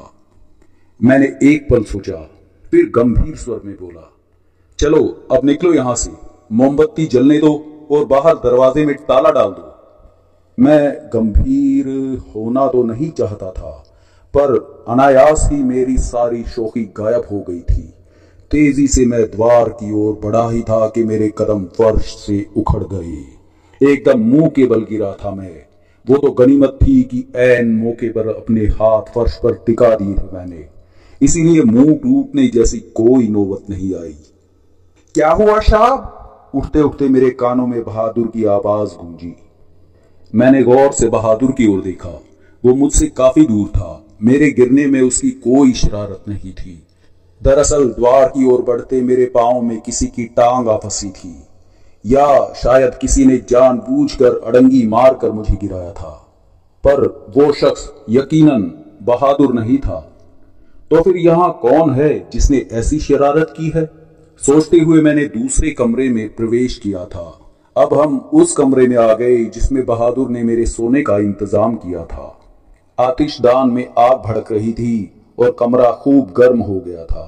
बाहर बारिश और हवा का शोर भी अब रुक गया था। हर तरफ चांद की हल्की रोशनी फैली हुई थी। आतिशदान के दाएं बाएं 2 अलमारियां थीं। मैं उनमें से एक अलमारी की ओर बढ़ा। अलमारी में कोई ताला न था, एक कुंडा था, वो भी अध लटका हुआ था। मैंने कुंडा पकड़कर झटके से अपनी तरफ खींचा। अलमारी खोली। उसके एक रैक में पुराने कपड़ों का ढेर मौजूद था। दूसरे रैक में एक बड़ी ही खूबसूरत किंतु पुरानी छोटी सी गुड़िया रखी थी। अचानक मेरी आंखें फैल गई। गुड़िया का पेट फटा हुआ था, मानो किसी ने चाकू से उसे काट दिया हो। पर मेरे चौंकने का कारण सिर्फ ये नहीं था कि उसका पेट फटा था, कारण था उस गुड़िया के फटे पेट से निकलता खून। खून दिखाई दे रहा था उस गुड़िया के फटे पेट से, ताजा ताजा खून। मैंने घबराकर अलमारी का दरवाजा बंद कर दिया। फिर मैं पलटा ही था कि भड़ाक की आवाज हुई। एकदम चौंक कर पलटा था मैं। देखा, अलमारी का दरवाजा फिर से खुल गया था। मगर आश्चर्य से एक बार फिर मेरी आंखें फट गई थी। अलमारी में इस समय ना तो फटे पुराने कपड़े थे और ना ही थी गुड़िया। अलमारी बिल्कुल खाली थी। मैंने अलमारी के अंदर की दीवारों का ठोक बजाकर निरीक्षण किया कि शायद उनमें कोई गुप्त दरवाजा या कोई गुप्त मार्ग हो, मगर ऐसी कोई बात ना थी। फिर कुछ पलों तक मैं खाली खाली अलमारी को बुत की तरह खड़ा खड़ा देखता रहा। उसके बाद मैंने बड़े आहिस्ता से अलमारी के कपाट बंद कर दिए और झट से कुंडा अटका दिया। इस बार अलमारी का बंद हो चुका द्वार अपने आप नहीं खुला। मैंने एक गहरी सांस खींची। शुक्र है। कुछ ही दूरी पर बहादुर किसी स्टैचू की तरह शांत खड़ा था। उसकी नजरें अब भी अलमारी पर ही टिकी थीं। ये सब क्या था साहब? बहादुर ने पूछा। ये जादू था, जादू। मैंने बहादुर बनने का ढोंग करते हुए जोरदार हंसी बिखेरी। जादू? कैसा जादू साहब? ये मैं तुम्हें बाद में बताऊंगा, पहले और काम निपटा लें, मैंने टालने वाले भाव में कहा। कौन से काम साहब? उस अलमारी का भी मुआयना कर लिया जाए, मैंने कहा और मैं दूसरी अलमारी की ओर बढ़ने लगा। दूसरी अलमारी के निकट पहुंचकर एक पल के लिए मैं ठिठका। इस अलमारी के कुंडे में एक छोटा सा ताला अटका हुआ था और ताला बंद भी था। मैंने मकान मालिक मिस्टर रामचंद्र रावत द्वारा दिया गया चाबियों का गुच्छा निकाला और उसमें मौजूद सभी चाबियों को देखने लगा, पर गुच्छे में मौजूद सभी चाबियां अलमारी में अटके ताले के सुराख से भी ज्यादा ही बड़ी थी। साहब, मेरा ख्याल है अभी इस अलमारी को रहने दीजिए, इसे फिर कभी देख लेंगे। तभी बहादुर की मरी मरी सी आवाज मेरे कानों में पड़ी तो मैं चौंक गया। तुरंत ही घूमकर बहादुर की ओर देखा तो दिमाग को एक झटका सा लगा। बहादुर दोनों हाथों से अपना पेट पकड़कर फर्श पर उकड़ू बैठा हुआ था। उसके चेहरे के भाव बता रहे थे वो बेहद तकलीफ में है। क्या हुआ बहादुर? मैंने गहरे अपनत्व और कोमलता भरे स्वर में पूछा। पता नहीं साहब, बहादुर कहराते हुए बोला। ऐसा लगता है जैसे मेरे पेट में कोई मोटा चूहा घुस गया है साहब। बहुत उछल कूद मचा रहा है साहब। चूहा? मुझे हंसी आ गई। तुम्हें कुछ गलती लग रही होगी बहादुर। काफी देर से सफाई और काम में जुटे हो, कुछ खाया पिया भी नहीं है, बस इसीलिए। अच्छा, बस 2 मिनट और रुको, फिर हम यहां से चलते हैं। खाने पीने का कुछ इंतजाम तो कर रखा है ना तुमने? जी साहब, बहादुर बहुत धीरे से बोला। पता नहीं उसके मुंह से निकलने वाली आवाज बेहद धीमी थी या फिर कोशिश करके भी वो ज्यादा तेज नहीं बोल पाया था। मैंने अलमारी की तरफ ध्यान दिया, उसके कुंडे में लगे ताले को देखा। ताला काफी पुराना और जंग लगा था। दायां हाथ बढ़ाकर मैंने उस छोटे से ताले को थामा। मैं ताले को झटका देकर उसकी मजबूती चेक करने की सोच ही रहा था कि ताले के ऊपर और नीचे के दोनों हिस्से ही अलग हो गए।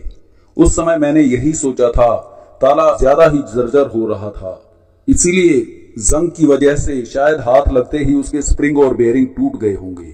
ताले का नीचे का हिस्सा तो मेरे हाथ में आ गया था, मगर ऊपर का अंग्रेजी के यू शेप का हिस्सा अभी उस कुंडे में ही अटका हुआ था। मैंने उसे कुंडे में से निकाला, फिर अलमारी खोली। अगले ही पल कमरे में तेज बर्फीली हवाओं का एक जबरदस्त रेला आया। ठंड के कारण मेरे शरीर में झुरझुरी सी उत्पन्न हो गई। मेरी पलकें अनायास ही मुंद गई थी। अलमारी में क्या है ये देखना तो दूर, मेरे लिए खड़ा रहना भी मुश्किल हो गया था। बहादुर और शेरू का ख्याल भी मेरे दिल से निकल गया था। इस समय मेरे हाथ में थमी पेंसिल टॉर्च अवश्य जल रही थी। मैंने बमुश्किल हाथ सीधा कर अलमारी में रोशनी फेंकी थी। अरे, बर्फीली हवाएं एकदम रुक गई थी। अलमारी के ऊपरी रैक में बर्तन भांडे और चीनी मिट्टी के कीमती सेट भरे दिखाई दे रहे थे। नीचे का रैक खाली लग रहा था, मगर खाली नहीं था। बड़े गौर से देखने पर उसमें काफी पीछे एक तस्वीर जैसी कोई चीज रखी दिखाई पड़ी। मैंने हाथ बढ़ाकर वो चीज बाहर निकाली। वो एक तस्वीर ही थी। मैंने पेंसिल टॉर्च की रोशनी उस तस्वीर पर डाली।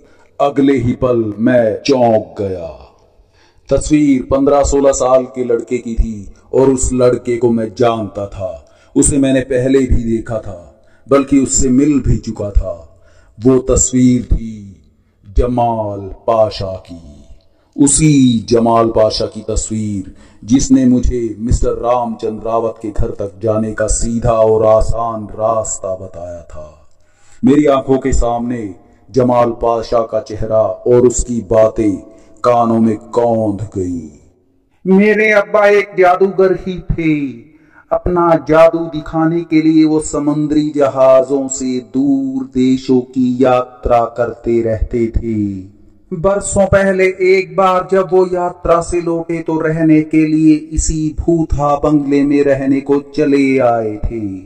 मेरी माँ ने भी साथ चलकर रहने को कहा तो उसने मना कर दिया। उसके 2 दिन बाद ही इसी भूथा बंगले में उनकी मौत हुई थी।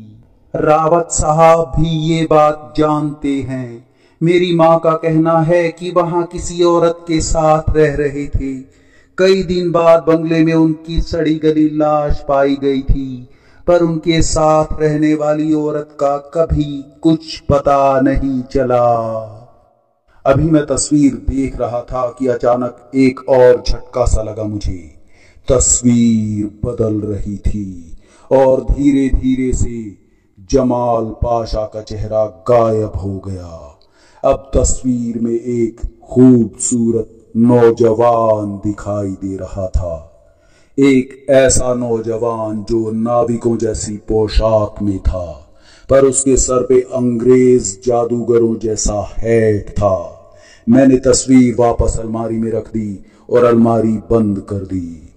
अब मैं उस बंद दरवाजे की ओर बढ़ा जो किसी और कमरे या बाथरूम का लग रहा था, और इससे पहले कि मैं उसके द्वार को हाथ लगाता दरवाजा एक झटके से खुद ब खुद खुल गया। तभी बहादुर ने लपक कर मेरा हाथ पकड़कर मुझे खींच लिया और दबी आवाज में बोला, ठहर जाइए साहब, आगे जाना ठीक नहीं साहब, पता नहीं वहां क्या हो साहब, रुक जाइए साहब। अब जो कुछ भी हो, देखे बिना यहां से जाने वाले पर लानत है, मैंने झुंझला कर कहा।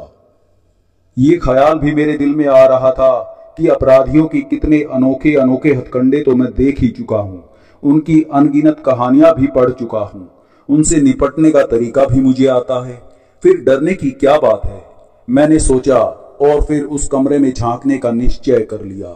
तस्वीर वाली बात अपने दिमाग से झटक दी थी मैंने। वो एक छोटा सा अंधकार में डूबा कमरा था जिसका फर्श लकड़ी का बना था, लेकिन निहायत खस्ता और टूटी फूटी हालत में था। मैंने पेंसिल टॉर्च निकालकर ऑन कर ली थी। टॉर्च के प्रकाश का गोल गोल दायरा चारों ओर घूमने लगा।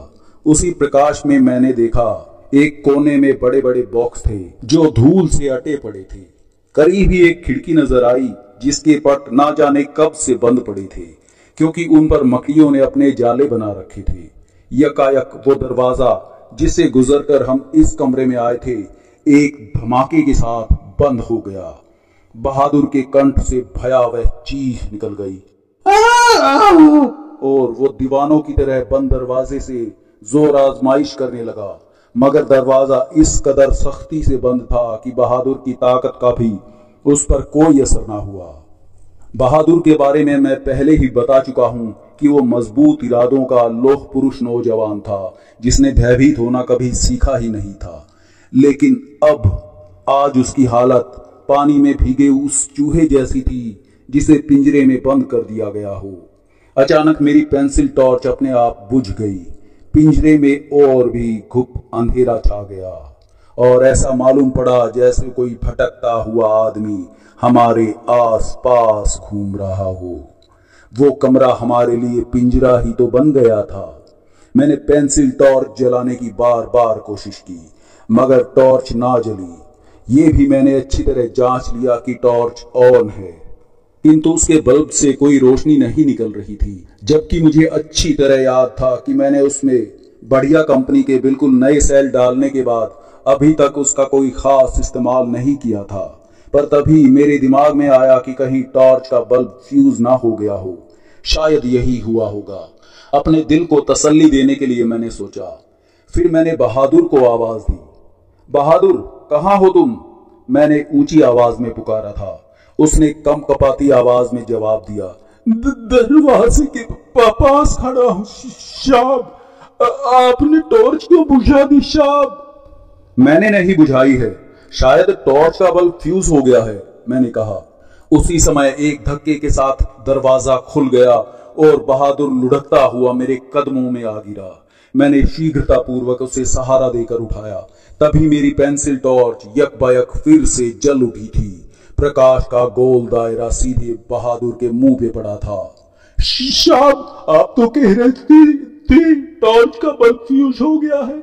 फिर नहीं, लगता है टॉर्च में कोई खराबी आ गई होगी, जो अचानक हिलने डुलने से ठीक हो गई लगती है। मैंने बहादुर की बात काटते हुए जल्दी से कहा। बहादुर ने मुझे यूं देखा मानो मेरी बात पे विश्वास करने की कोशिश कर रहा हो। आओ बाहर चले, मैंने उसका हाथ थामते हुए कहा। फिर हम दोनों ही वहां से निकलने के लिए पलटे। अगले ही क्षण हम वापस बाहर आ गए थे और बाहर कदम रखते ही एक बार फिर हमारी रूह कांप कर रह गई थी। आंखें एक टक ही उस अस्पष्ट सी आकृति पर जम गई थी जो सामने ही दिखाई दे रही थी। सामने एक पीली सी इंसानी अस्पष्ट आकृति हरकत कर रही थी। कुछ देर तक वो हिलती रही, फिर वो सिमट कर एक चक्र की तरह चक्कर काट मसहरी पर मंडराई और छत की ओर उठकर धुएं की शक्ल इख्तियार करके गायब हो गई। मुझे ऐसा लगा जब हम अंदर दाखिल हुए थे, वो परछाई जैसी अस्पष्ट आकृति मसहरी पर थी, पर वो थी क्या? इंसान नहीं थी, पर धुआं भी तो नहीं थी। फिर क्या चीज थी वो? मैंने आगे बढ़ के मसहरी का मुआयना किया। मसहरी हटाकर उस पर बिछा हुआ बिस्तर मैंने उलट दिया। तकिए और गद्दे को टटोल कर देखा। आखिरकार मसहरी के उस पुराने निवाड़ में जिससे मसहरी को बुना गया था, एक जगह है कोई चीज घुसी हुई दिखाई दी। मैंने हाथ डालकर उसे निकाला। कपड़े में लिपटे वे भी जर्जरित हो रहे कागज थे। अभी मैं उन्हें देखने और समझने की कोशिश कर ही रहा था कि किसी अदृश्य हाथ ने उन्हें मुझसे छीनने की कोशिश की, मगर मैंने मुट्ठी भींच ली। शेरू आतिशदान के करीब चुपचाप सिर झुकाए खड़ा थर थर कांप रहा था। उसके मुंह से बहुत धीमी धीमी कू कू की आवाज निकल रही थी। मेरे इशारे पे बहादुर उसके पास आया और उसके सिर पे प्यार से हाथ फेरने लगा। शेरू के मुंह से निकलने वाली कू कू की आवाज शांत पड़ गई। कुछ देर बाद मैंने अपनी मुट्ठी खोली, फिर लालटेन की रोशनी में उन पुराने खस्ताहाल कागजों को देखा। कागजों को देखने से अंदाजा हो गया था कि वे खत 35 साल पहले लिखे गए थे। 1/11/56। कागज के एक कोने में स्पष्ट तारीख, महीना और सन अंकित थे। वो एक पत्र था। पत्र की भाषा बता रही थी कि वो किसी पत्नी या प्रेमिका को लिखा गया था। लिखने वाला शायद कोई कम पढ़ा लिखा शख्स था जिसने अपनी टूटी फूटी हिंदी भाषा में बेतरतीब सी शब्दावली में वो पत्र लिखा था। स्याही मध्यम पड़ चुकी थी, इसीलिए हर वाक्य पूरा पूरा नहीं पढ़ा जा सकता था। बीच बीच में बहुत से शब्द इस कदर मिट चुके थे कि पढ़े ही नहीं जा सकते थे। जो शब्द पढ़े जा सके वो इस प्रकार थे। हम एक दूसरे से अलग नहीं होंगे। अपने कमरे में रात के समय किसी को मत सोने देना, क्योंकि मैं जो कुछ हुआ सो हुआ, अब किया क्या जा सकता है। हमारे खिलाफ कोई जुर्म साबित नहीं हो सकता। जुर्म साबित हो सकता है मगर सिर्फ उस वक्त जबकि मरने वाले अपनी कब्रों में वापस लौट आए। इस पत्र के जवाब में दूसरा पत्र संभवतः किसी औरत ने अपनी तरफ से लिखा था। दूसरा पत्र अलग राइटिंग में था। यकीनन वो औरत के हाथ का ही लिखा हुआ था। उस पर 4 नवंबर 56 की तारीख थी। उसमें लिखा हुआ जो कुछ पढ़ने में आ रहा था वो इस प्रकार था। बेशक मरने वाले जिंदा हो जाते हैं। वो 4 जून को समंदर में गया और उसी दिन। अजीब पहेली थे वो दोनों पत्र। मैं काफी देर तक पत्रों की उस पहेली का हल निकालने की चेष्टा करता रहा, मगर दिमाग काम नहीं कर रहा था। बहादुर एक आराम कुर्सी पर पड़ा लंबी लंबी सांसें ले रहा था। शेरू उसी के कदमों के पास बैठा था। मैंने उठकर आतिशदान में सलाख से आग पूरे दी। मेज सिरहाने घसीटकर लालटेन उस पर जमाई। पिस्तौल और रिस्टवॉच निकालकर सिरहाने तकिए के नीचे रखी। फिर मैं एक मैगजीन उठाकर पढ़ने लगा, क्योंकि नींद आने का तो सवाल पैदा ही नहीं होता था। आधा घंटा बगैर किसी घटना के गुजर गया। शाप, कुछ खाना वाना खाएंगे? अचानक बहादुर ने पूछा तो मैंने चौंक कर उसकी ओर देखा। नहीं, अभी नहीं, मैंने कहा। तुम्हें भूख लग रही हो तो कुछ तुम खा लो और शेरू को भी कुछ खाने को दे दो। बहादुर ने शेरू के सर पे हाथ रखा। शेरू ने सर हिला दिया, जैसे कह रहा हो कि मुझे नहीं खाना कुछ। बहादुर ने उसके बाद उठने का कोई उपक्रम नहीं किया। अब मैं मैगजीन में छपी एक कहानी में इस कदर खो चुका था कि ये भी ना देख सका कि बहादुर किस समय उठा और कमरे से बाहर निकलकर कहीं चला गया। मैं समझा कि शायद पानी पीने या पेशाब के लिए गया होगा। मैं चौंका तब जब अचानक ही खून को जमा देने वाली ठंडी हवा का तेज झोंका आया और मेरे शरीर से टकराया। चौंक कर मैंने हैरत से इधर उधर देखा। दरवाजा बंद था और रोशनदान काफी ऊंचाई पर था। हवा का वो झोंका आखिर आया तो आया कहां से? कहीं कोई सुराख भी तो नहीं था और आतिशदान में आग के शोले कपकपा रहे थे। मेरी निगाहें उस भयावह माहौल में चारों ओर घूम रही थी और फिर अचानक ही मेरे आंखों की पुतलियां जैसे ठहर गई हों। नजरें 1 फुट के फासले पर वहां टिक गई जहां मेरी रिस्ट वॉच रखी थी। मुझे अपनी रिस्ट वॉच पेंडुलम की तरह हिलती हुई नजर आई। फिर धीरे धीरे वो ऊपर उठने लगी और आखिरकार छत की तरफ जाती हुई नजरों से गायब हो गई। मैंने शेरू पे निगाह डाली तो उसके कान आगे पीछे हिल रहे थे। आंखें बाहर को निकली हुई प्रतीत हो रही थी और जुबान बाहर को इतनी लटक आई थी जैसे कंठ से अलग होकर फर्श पर गिर पड़ेगी। अभी मैं शेरू को देख ही रहा था कि धमाके से दरवाजा खुला और बहादुर हांफता हुआ अंदर आया। उसका चेहरा भयाक्रांत था। वो आ रहा है, वो आ रहा है, शाप वो आ रहा है, उसने चीख कर कहा। फिर धड़ाम से फर्श पर गिरा और उसके हाथ पैर अकड़ गए। आंखों की पुतलियां कुछ घूमी फिर ठहर गई। भिजे हुए दांतों के बीच से सफेद सफेद झाग उड़ने लगे। कौन आ रहा है बहादुर? मैं लपक कर बहादुर के निकट पहुंचा और उसे झकझोर कर उससे पूछने लगा, मगर बहादुर ने कोई जवाब नहीं दिया। उसकी ठहरी हुई पुतलियों में क्षणिक हलचल हुई, फिर वो एकदम स्थिर हो गई। तुरंत ही मुझे कुछ समझ नहीं आया और जब समझ आया तो मानो लकवा मार गया। बहादुर मर चुका था और उसकी लाश इस तरह अकड़ गई थी जैसे बरसात में भीगी हुई चारपाई। बहादुर की अचानक और हौलनाक मौत ने मेरा दिलो दिमाग हिला कर रख दिया।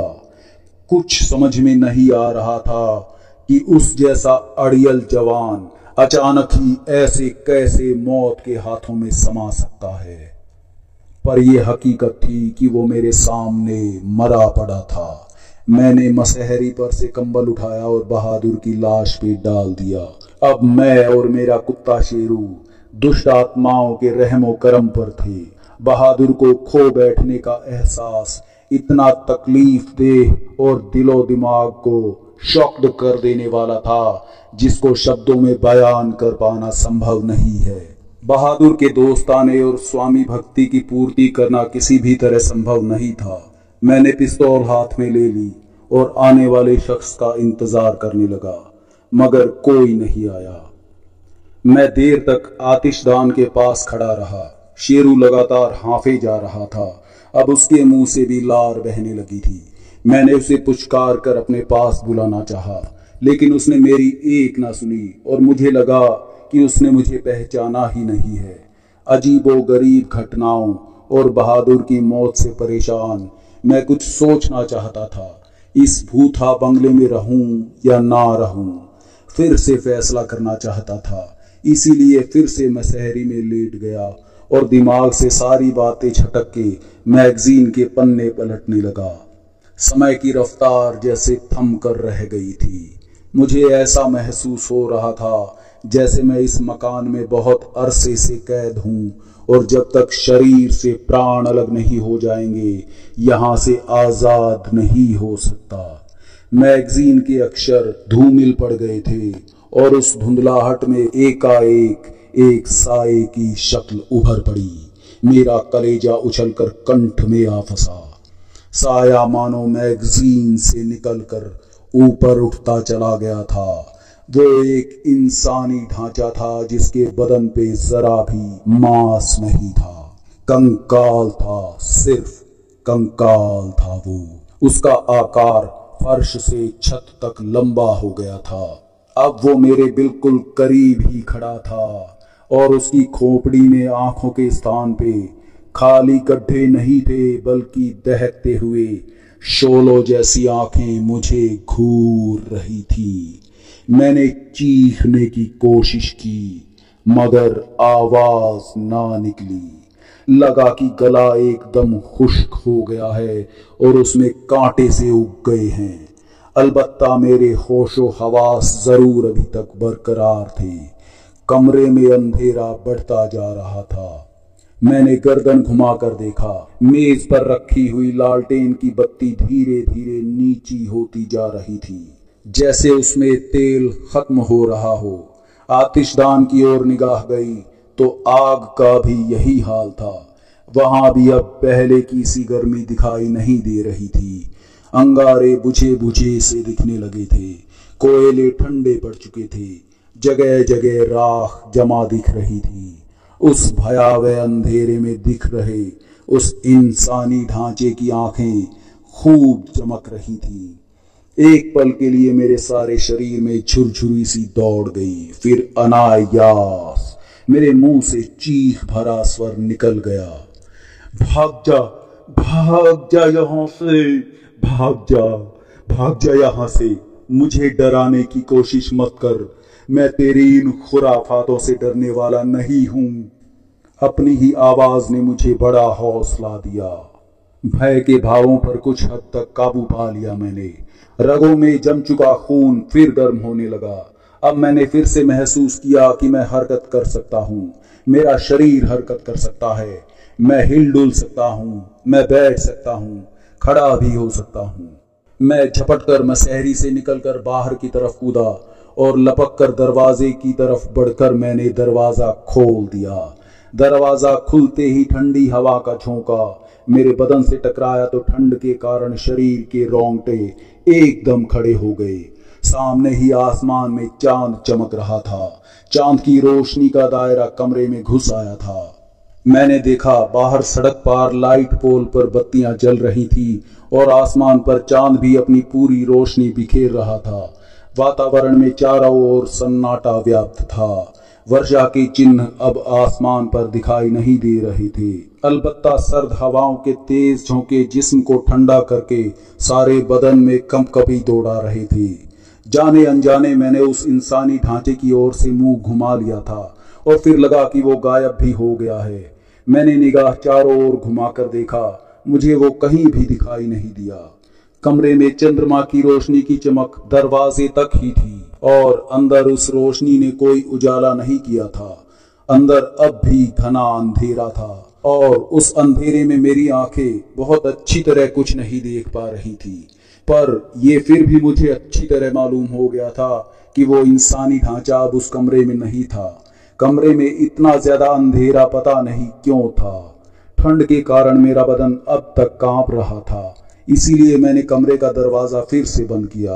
कमरे में छाया अंधकार पहले से ज्यादा घना हो गया था। मैं अनुमान से ही आगे बढ़ा था। फिर कुछ ही पलों में फिर से मैं सहरी में आ बैठा। कंबल अच्छी तरह लपेट लिया तो बदन में उत्पन्न हो रही कंपकपी कुछ कम हुई। अब मेरी आंखें अंधेरे में देखने की थोड़ी बहुत अभ्यस्त हो चुकी थी। मैं कमरे में चारों तरफ नजरें दौड़ाने लगा। अभी मुझे बैठे हुए कुछ ही पल हुए थे कि यकायक मसहरी के नीचे से झुर्रियों से भरा एक हाथ प्रकट हुआ और मेरी कोट की जेब की ओर बढ़ा, जहां दोनों पुराने पत्रों को मैंने रख लिया था। मैंने पिस्तौल उठाकर उसकी चोट पूरी ताकत से झुर्रियों भरे उस हाथ पे रसीद कर दी। हाथ पकड़ने की मेरी हिम्मत ही नहीं हुई थी। पता नहीं वो शैतानी पंजा मेरे हाथ को तोड़ मरोड़ ना दे। पिस्तौल की चोट हाथ पर पड़ते ही मुझे एक हल्की सी चीख सुनाई दी और फिर कमरा जैसे शांत हो गया। झुर्रियों वाला हाथ एकदम गायब हो गया था। चीख किसी स्त्री की थी या पुरुष की, ये मैं अनुमान नहीं लगा सका। वो रहस्यमय ढांचा भी दोबारा मुझे वहां कहीं भी नजर नहीं दिखाई दिया। कुछ पलों तक सुकून भरी शांति छाई रही, लेकिन ये शांति कुछ ही पलों के बाद तेज शोर और भागदौड़ तथा चीख पुकार की आवाजों से भंग हो गई। मुझे कहीं कोई दिखाई नहीं दे रहा था, सिर्फ आवाजें ही सुनाई दे रही थी। फिर अचानक ही दरवाजे पे किसी के द्वारा थपथपाहट की थापे लगी थी। मैं बुरी तरह चौंका। कौन होगा इस समय, मैंने सोचा। मसहरी पर से उठने का मैंने कोई उपक्रम नहीं किया। हाँ, अपने बदन से लिपटे हुए कंबल को अवश्य बदन से अलग कर दिया था। तभी कमरा इस तरह हिलने लगा जैसे भूचाल आ गया हो, और फिर लाल पीली नीली रोशनियों के दायरे इधर उधर चक्कर काटते नजर आने लगे थे। उस बंद कमरे में वे दायरे कहां से आ रहे हैं, मेरी समझ में कुछ भी नहीं आया। सच कहूं तो जिंदगी में शायद पहली बार मुझे कुछ डर लगने लगा था।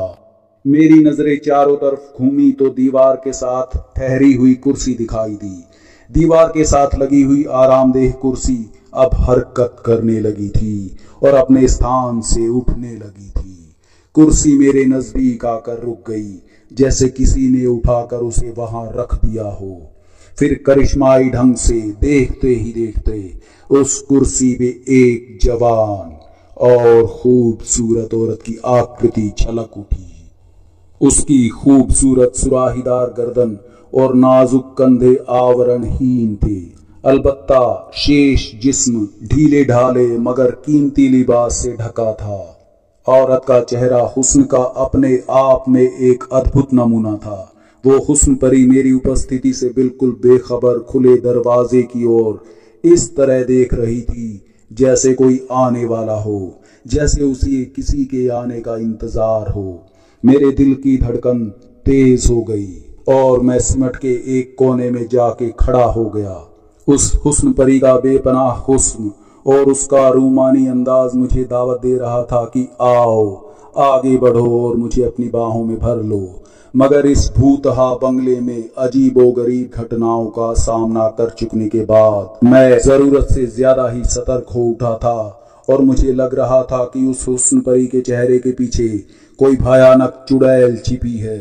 अगर मैं उसकी ओर बढ़ा तो मुझे दबोच कर वो अपने वास्तविक रूप में आ जाएगी और फिर शायद वो मुझे चीर फाड़ कर मेरा खून पीने लगे। सर्द मौसम में भी पसीना मेरे माथे से उभर कर मेरे बदन को और अधिक ठंडा करने लगा था। बिना हिले डुले एक कोने में खड़ा मैं एकटक उस हुस्न परी की ओर देख रहा था। हुस्न परी निरंतर खुले दरवाजे की ओर देख रही थी, इसीलिए मेरी नजर द्वार की ओर उठी। अगले ही पल मैं चौंक उठा। दरवाजे पे एक नौजवान आदमी का साया उभरा था जो धीरे धीरे स्पष्ट नजर आने लगा। उसका लिबास यकीनन 100 साल पुराना था और यकीनन वो समुद्री जहाजों पर सफर करने वाले नाविक जैसा लिबास था, पर उसके सर पे अंग्रेज जादूगरों जैसा हैट था।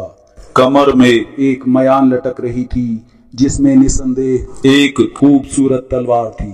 तलवार की मूठ में लगे कीमती पत्थर ही बता रहे थे कि तलवार कितनी शानदार हो सकती है।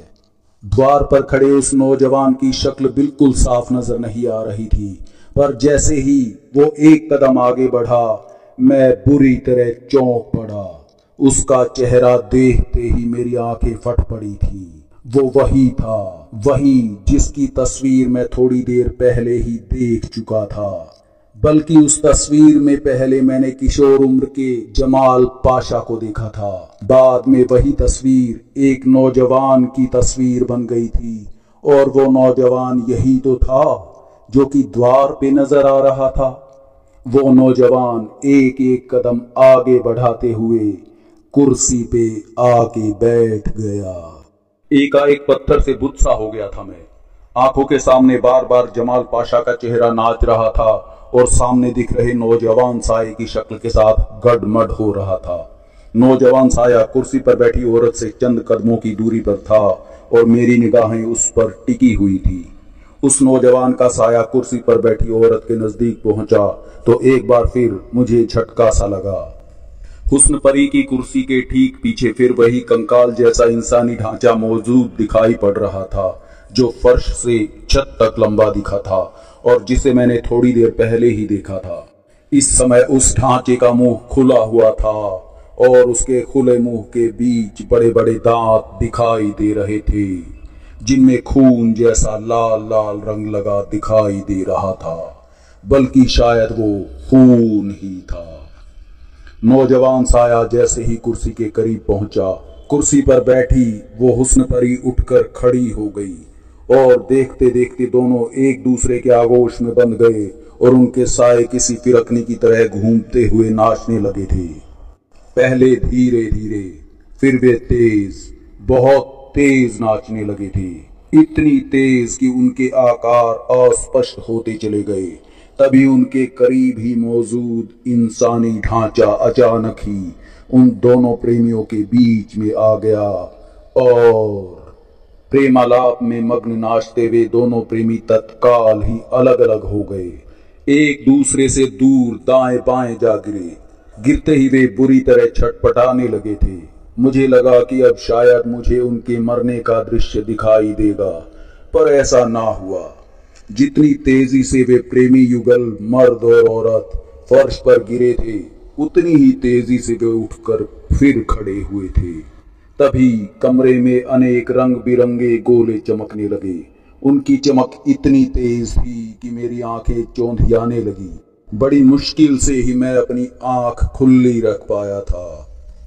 वो गोले चारों ओर घूमने लगे और वे तीनों, मर्द, औरत और इंसानी ढांचा, उन गोलों से बचने के लिए चक्कर काटने लगे, पर उन रंगीन गोलों ने उन्हें चारों तरफ से घेर लिया था।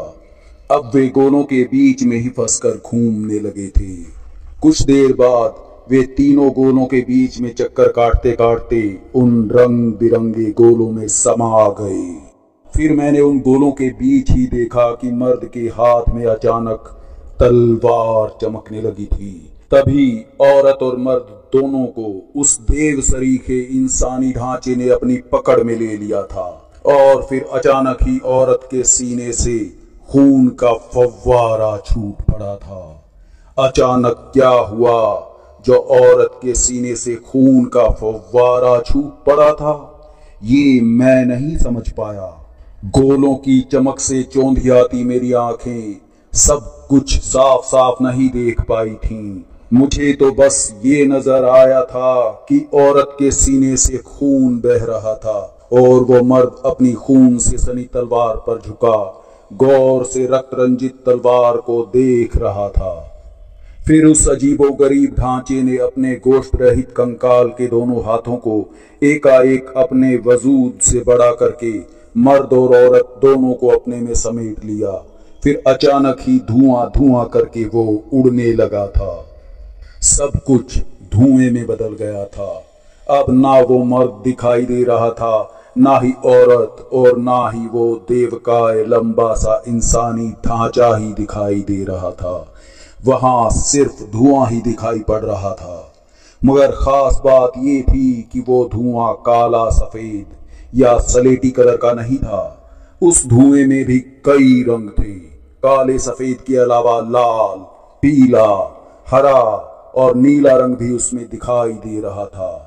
और खास बात ये थी कि धुआं ऊपर उठते उठते एकाएक द्वार की दिशा में मुड़ गया था। अब धुआं द्वार से बाहर जा रहा था। मेरी सांसें मानो थम सी गई थीं। दिमाग भी कुछ भी सोचने समझने की हालत में नहीं था। ये सब क्या हो रहा है, क्या हो रहा है, ये सब मेरी समझ से बाहर था। मैं बिना पलक झपकाए धुएं को द्वार से बाहर जाते हुए देख रहा था। मेरे देखते ही देखते सारा धुआं द्वार से बाहर निकल गया। फिर अचानक दरवाजा एक झटके से बंद हो गया। इसके 2 पल बाद ही दरवाजे पे थपथपाहट होने लगी। कोई बहुत जोर जोर से दरवाजा पीट रहा था, मगर मेरी हिम्मत दरवाजे की ओर बढ़ने तक की ना हुई। तभी मेज पर रखी मोमबत्तियां अपने आप रोशन हो गई और सबसे हैरत अंगेज बात तो ये थी कि आतिशदान में बल खाते आग के शोले दोबारा झड़ने लगे थे। मेरी निगाह अपने प्यारे कुत्ते शेरू पे पड़ी। वो अपनी पूर्ववत अवस्था में अपनी जगह दुबका बैठा था। उसमें कोई हरकत नहीं थी। करीब जाकर देखा तो ये भी मर चुका था। उसकी जुबान लंबी होकर फर्श को छू रही थी और मुंह से झाग निकल रहे थे। बहादुर की लाश भी पूर्ववत उसी जगह पड़ी थी। उस पर कंबल उसी तरह पड़ा था जैसे मैंने डाला था। मैंने कुत्ते को उठाया और बहादुर के पास ले जाकर लिटा दिया। मेरा ख्याल था कि वो भयभीत हो जाने की वजह से मरा है, मगर उसकी गर्दन पे हाथ सहलाने का विचार मुझे फौरन बदलना पड़ा। उसकी गर्दन टूटी हुई थी, जैसे किसी मजबूत हाथों ने मरोड़ दी हो। मैं वापस मसहरी पे आया तो रिस्ट वॉच सिराहने मौजूद मिली। उसकी सुइयां रुक गई थी। मैंने घड़ी उठाई ही थी कि 2 भारी भरकम हाथों ने पीछे से मेरा गला दबोच लिया। तभी बड़ी भयंकर आवाज हुई और मेरे सामने की एक दीवार भर भरा कर टूट गई और दीवार से एक कंकाल निकलकर मेरे नजदीक आ गिरा। कंकाल के गले में कीमती मोतियों का हार और हाथों में सोने की चूड़ियां थीं। कंकाल किसी औरत का था। मैं मसहरी से उतरना चाहता था, मगर मैं हिल भी ना सका। मेरा गला दबोचने वाले हाथ सख्ती से मेरा गला दबाते जा रहे थे। मैं जरा भी संघर्ष न कर सका और गहरे अंधेरे में डूबता चला गया। हाँ, होश खोने से पहले मुझे बड़ी ही भयंकर गड़गड़ाहट सुनाई दी थी। फिर पता नहीं क्या हुआ। होश में आने पर मैं एक रिलीफ कैंप में था। हर और चीख पुकार, आह कराह, करुण रुदन के स्वर उभर रहे थे। क्या हुआ है? मैं कहाँ हूँ? मैं कहाँ हूँ? काफी देर तक तो मैं भी कुछ समझ नहीं पाया और प्रलयंकारी तबाही के बाद मदद के लिए आने वाले सहायक और सुरक्षा के सरकारी और गैर सरकारी लोगों का हाल भी आंखों के सामने था। कहीं ट्रांजिस्टर का स्विच ऑन कर कोई समाचार सुनने लगा था। ये आकाशवाणी है, अब आप फला व्यक्ति से समाचार सुनिए। मेरे जहन पर रह रहकर झटके से आ रहे थे। समाचार के सही शब्द कानों में ना पड़ पा रहे थे। मन मस्तिष्क को एकाग्रचित करने की चेष्टा की तो समाचार के कुछ शब्द कानों में पड़ने लगे। उत्तरकाशी के क्षेत्र गलसारी पहाड़ पर आज 19 नवंबर को भारी भूस्खलन जारी है। कुछ पहाड़ों में पड़ी दरारें गहरी होती जा रही हैं। भूस्खलन प्रभावित कुछ गांवों में सेना के जवान सड़क निर्माण कार्य में जुटे हैं। प्राप्त जानकारी के अनुसार आसपास के गांवों में भूस्खलन निरंतर जारी है। पाबो गांव तथा उसके आसपास चट्टानों का खिसकना जारी है। अखाड़ी सर्किल के SBS के ऑर्गेनाइजर के अनुसार उक्त गांव के बीच गलसारी पहाड़ से भूस्खलन हो रहा है, जिससे क्षेत्र निवासियों को खतरा हुआ है। पाबो गांव से सिंगोर को जाने वाला मार्ग भूस्खलन से ध्वस्त हो गया था, जिस पर SSB के जवानों, स्वयंसेवकों एवं सैन्य टुकड़ियों ने 3 फुट चौड़ा रास्ता बना दिया है। पाबो गांव के नीचे दरार गहरी हो गई है। ये दरार 100 फुट गहरी बताई गई है। मातली, बसुंगा, डैथी, कुंशीबोन, पनियाल, जुगली, ऊपरी कोट, भरान, बिरसौर आदि गांवों में रास्ते का मलबा हटाने और क्षतिग्रस्त जल स्रोतों को ठीक करने के लिए। समाचारों को सुनते सुनते मेरा मस्तिष्क पुनः अंधेरे के झटके महसूस करने लगा, पर अस्पष्ट टूटे टूटे से शब्द और वाक्य कानों में पड़ रहे थे। भूकंप पीड़ित क्षेत्रों में पर्याप्त सामग्री नहीं भेजी गई है। उनका कहना है वहां पर्याप्त राहत सामग्री की आवश्यकता है। 1600 से अधिक शव निकाले जा चुके हैं। 10,000 घायलों, स्वयंसेवकों, राहत की अपील। और एक बार फिर मेरा मस्तिष्क अंधेरे में डूबता चला गया। अगले कुछ घंटों के बाद मैं पूरी तरह होश में था। इस बार होश में आने पर मैंने जाना कि उत्तरकाशी में प्रलय कयामत आकर गुजर गई है। प्रलयंकारी भूस्खलन और हिमपात अनगिनत इंसानी जिंदगियों को निगल गया। मीलों मील तक का पहाड़ी क्षेत्र उलट पुलट हो गया है। इस उलट पुलट में ऊपरी छोर और भराण का नाम भी सामने था। खुद को जीवित अवस्था में पाना मैं एक चमत्कार ही मान रहा था, और सच ये भी था कि ये चमत्कार मेरे साथ हुआ था। जिंदगी और मौत के बीच कम से कम एक पखवाड़े तक मैंने आंख मिचोली की थी। इस एक पखवाड़े तक उत्तरकाशी के लोग लगातार दिन और रात रह रहकर किश्तों में प्राकृतिक आपदा को झेलते रहे थे, जान गंवाते रहे थे, गांव के गांव तबाह होते रहे थे। चलने फिरने लायक होने के बाद ऊपरी छोर के उस इलाके में जाने की उत्कंठा में रोक ना सका जहां भूतहा बंगले में मैंने वो रात काटी थी, जहां मैंने प्रिय दोस्तों बहादुर और शेरू को खो दिया था। मगर उस बंगले का ही क्या, अन्य सैकड़ों इमारतों के अस्तित्व का कहीं भी अता पता न था। भूते बंगले के स्वामी की उस इमारत का अस्तित्व भी प्रकृति निगल बैठी थी, जिसने बड़ी आशाओं के साथ मुझे बंगला ठहरने को दिया था।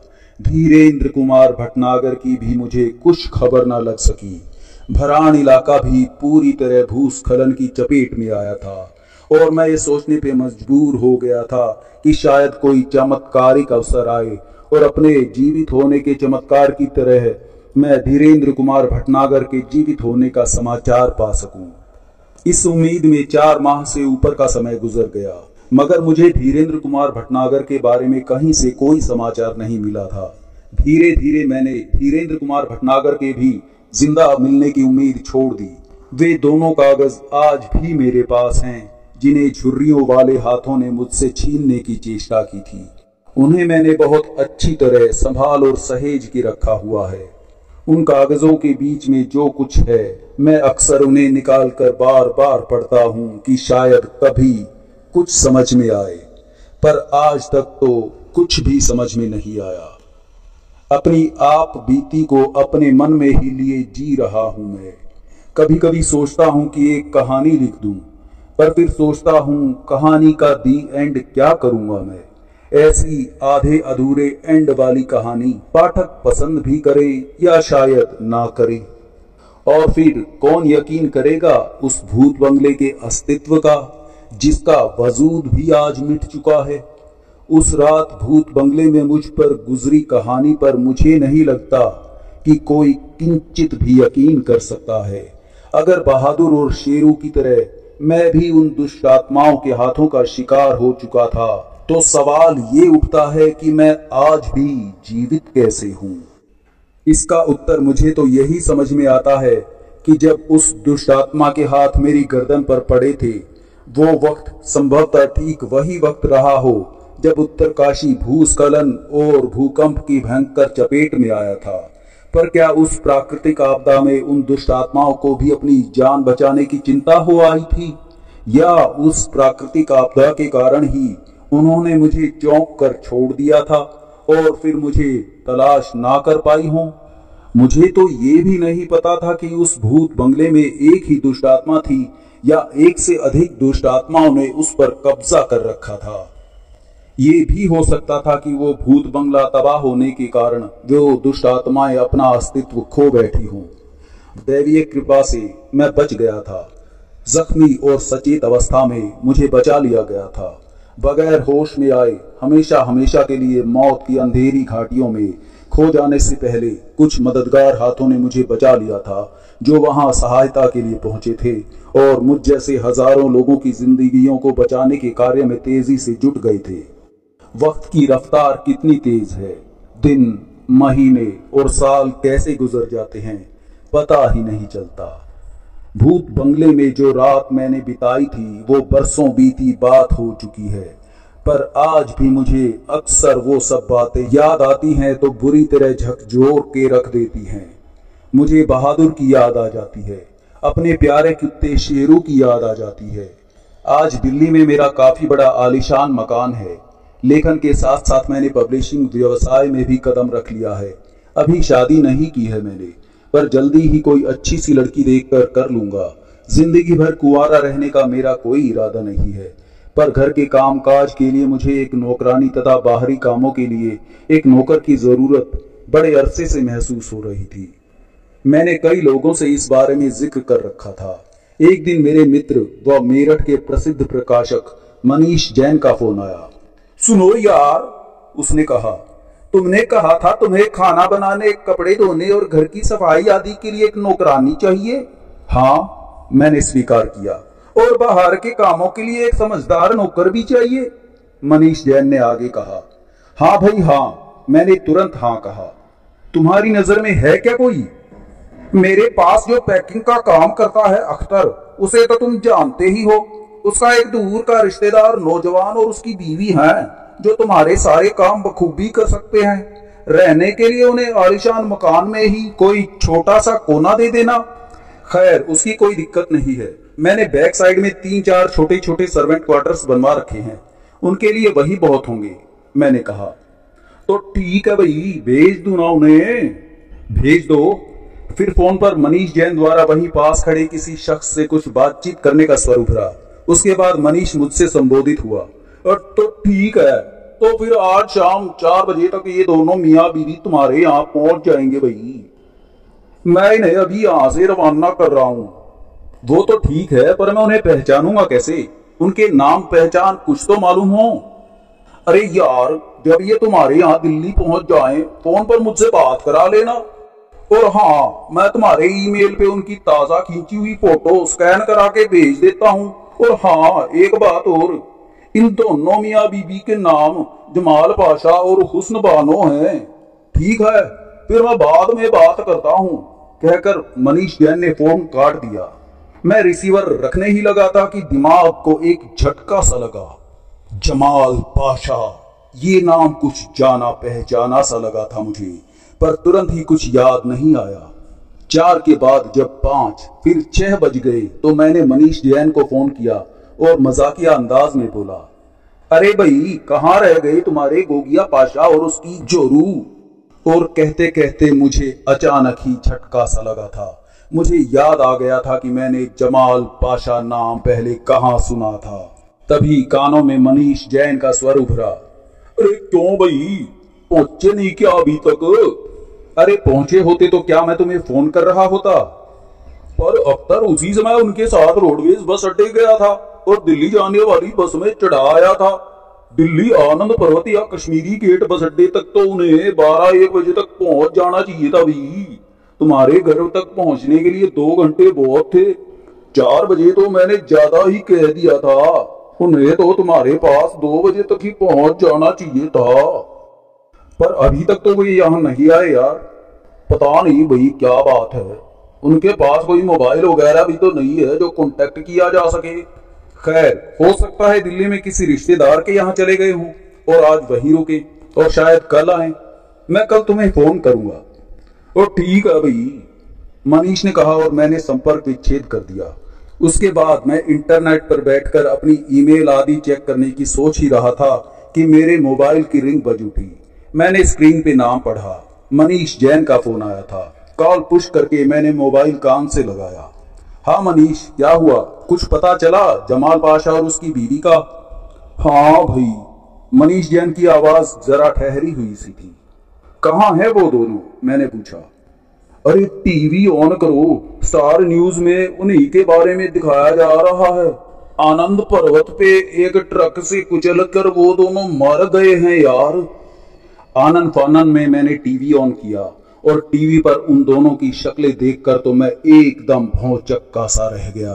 उनके सामान में उनकी ताजा खिंची हुई तस्वीर भी थी, वही टीवी पे दिखाई जा रही थी।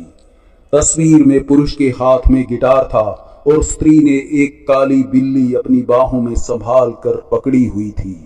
पर मेरे चौंकने का कारण ये था कि उस तस्वीर में जो पुरुष था वो हूबहू वही था जिसकी तस्वीर में पहले मैंने जमाल पाशा का चेहरा देखा था। फिर जमाल पाशा की शक्ल उस पुरुष के रूप में बदल गई थी और बाद में उस पुरुष को जिस औरत के साथ टीवी पे दिखाया गया था, दिखने वाली औरत हूबहू वही थी जिसे मैंने कई साल पहले भूत बंगले में देखा था। वही औरत जो करिश्माई ढंग से आज मेरी कुर्सी पे फिर से झलक उठी थी, वही जिसकी खूबसूरत सुराहीदार गर्दन और नाजुक कंधे आवरणहीन थे, अलबत्ता शेष जिस्म ढीले ढाले मगर कीमती लिबास से ढका था। औरत का चेहरा हुस्न का अपने आप में एक अद्भुत नमूना था। वो हुस्न परी उस समय मेरी उपस्थिति से बिल्कुल बेखबर खुले दरवाजे की ओर इस तरह देख रही थी जैसे कोई आने वाला हो, जैसे उसे किसी का इंतजार हो। और मित्रों, दरवाजे पे एक नौजवान आदमी का साया उभर आया था और टीवी स्क्रीन पे दिख रहा नौजवान हूबहू वही था। मेरे बदन से पसीना बह निकला, अजीब से सन्नाटे में डूब गया मैं। दिमाग में विचारों के अनगिनत अंधड़ चल रहे थे। ये लोग क्या सचमुच मेरे यहाँ नौकरी करने आ रहे थे या कहीं मेरी मौत बनकर तो नहीं आ रहे थे, और कहीं ऐसा तो नहीं कि कुदरत ने एक बार फिर मुझे मौत के मुंह से बचा लिया हो। समाप्त। तो दोस्तों, ये था भूत बंगला का अंतिम भाग। अगली कोई नई सनसनीखेज कहानी लेकर मैं आप लोगों के सामने फिर उपस्थित होऊंगा। तब तक के लिए धन्यवाद।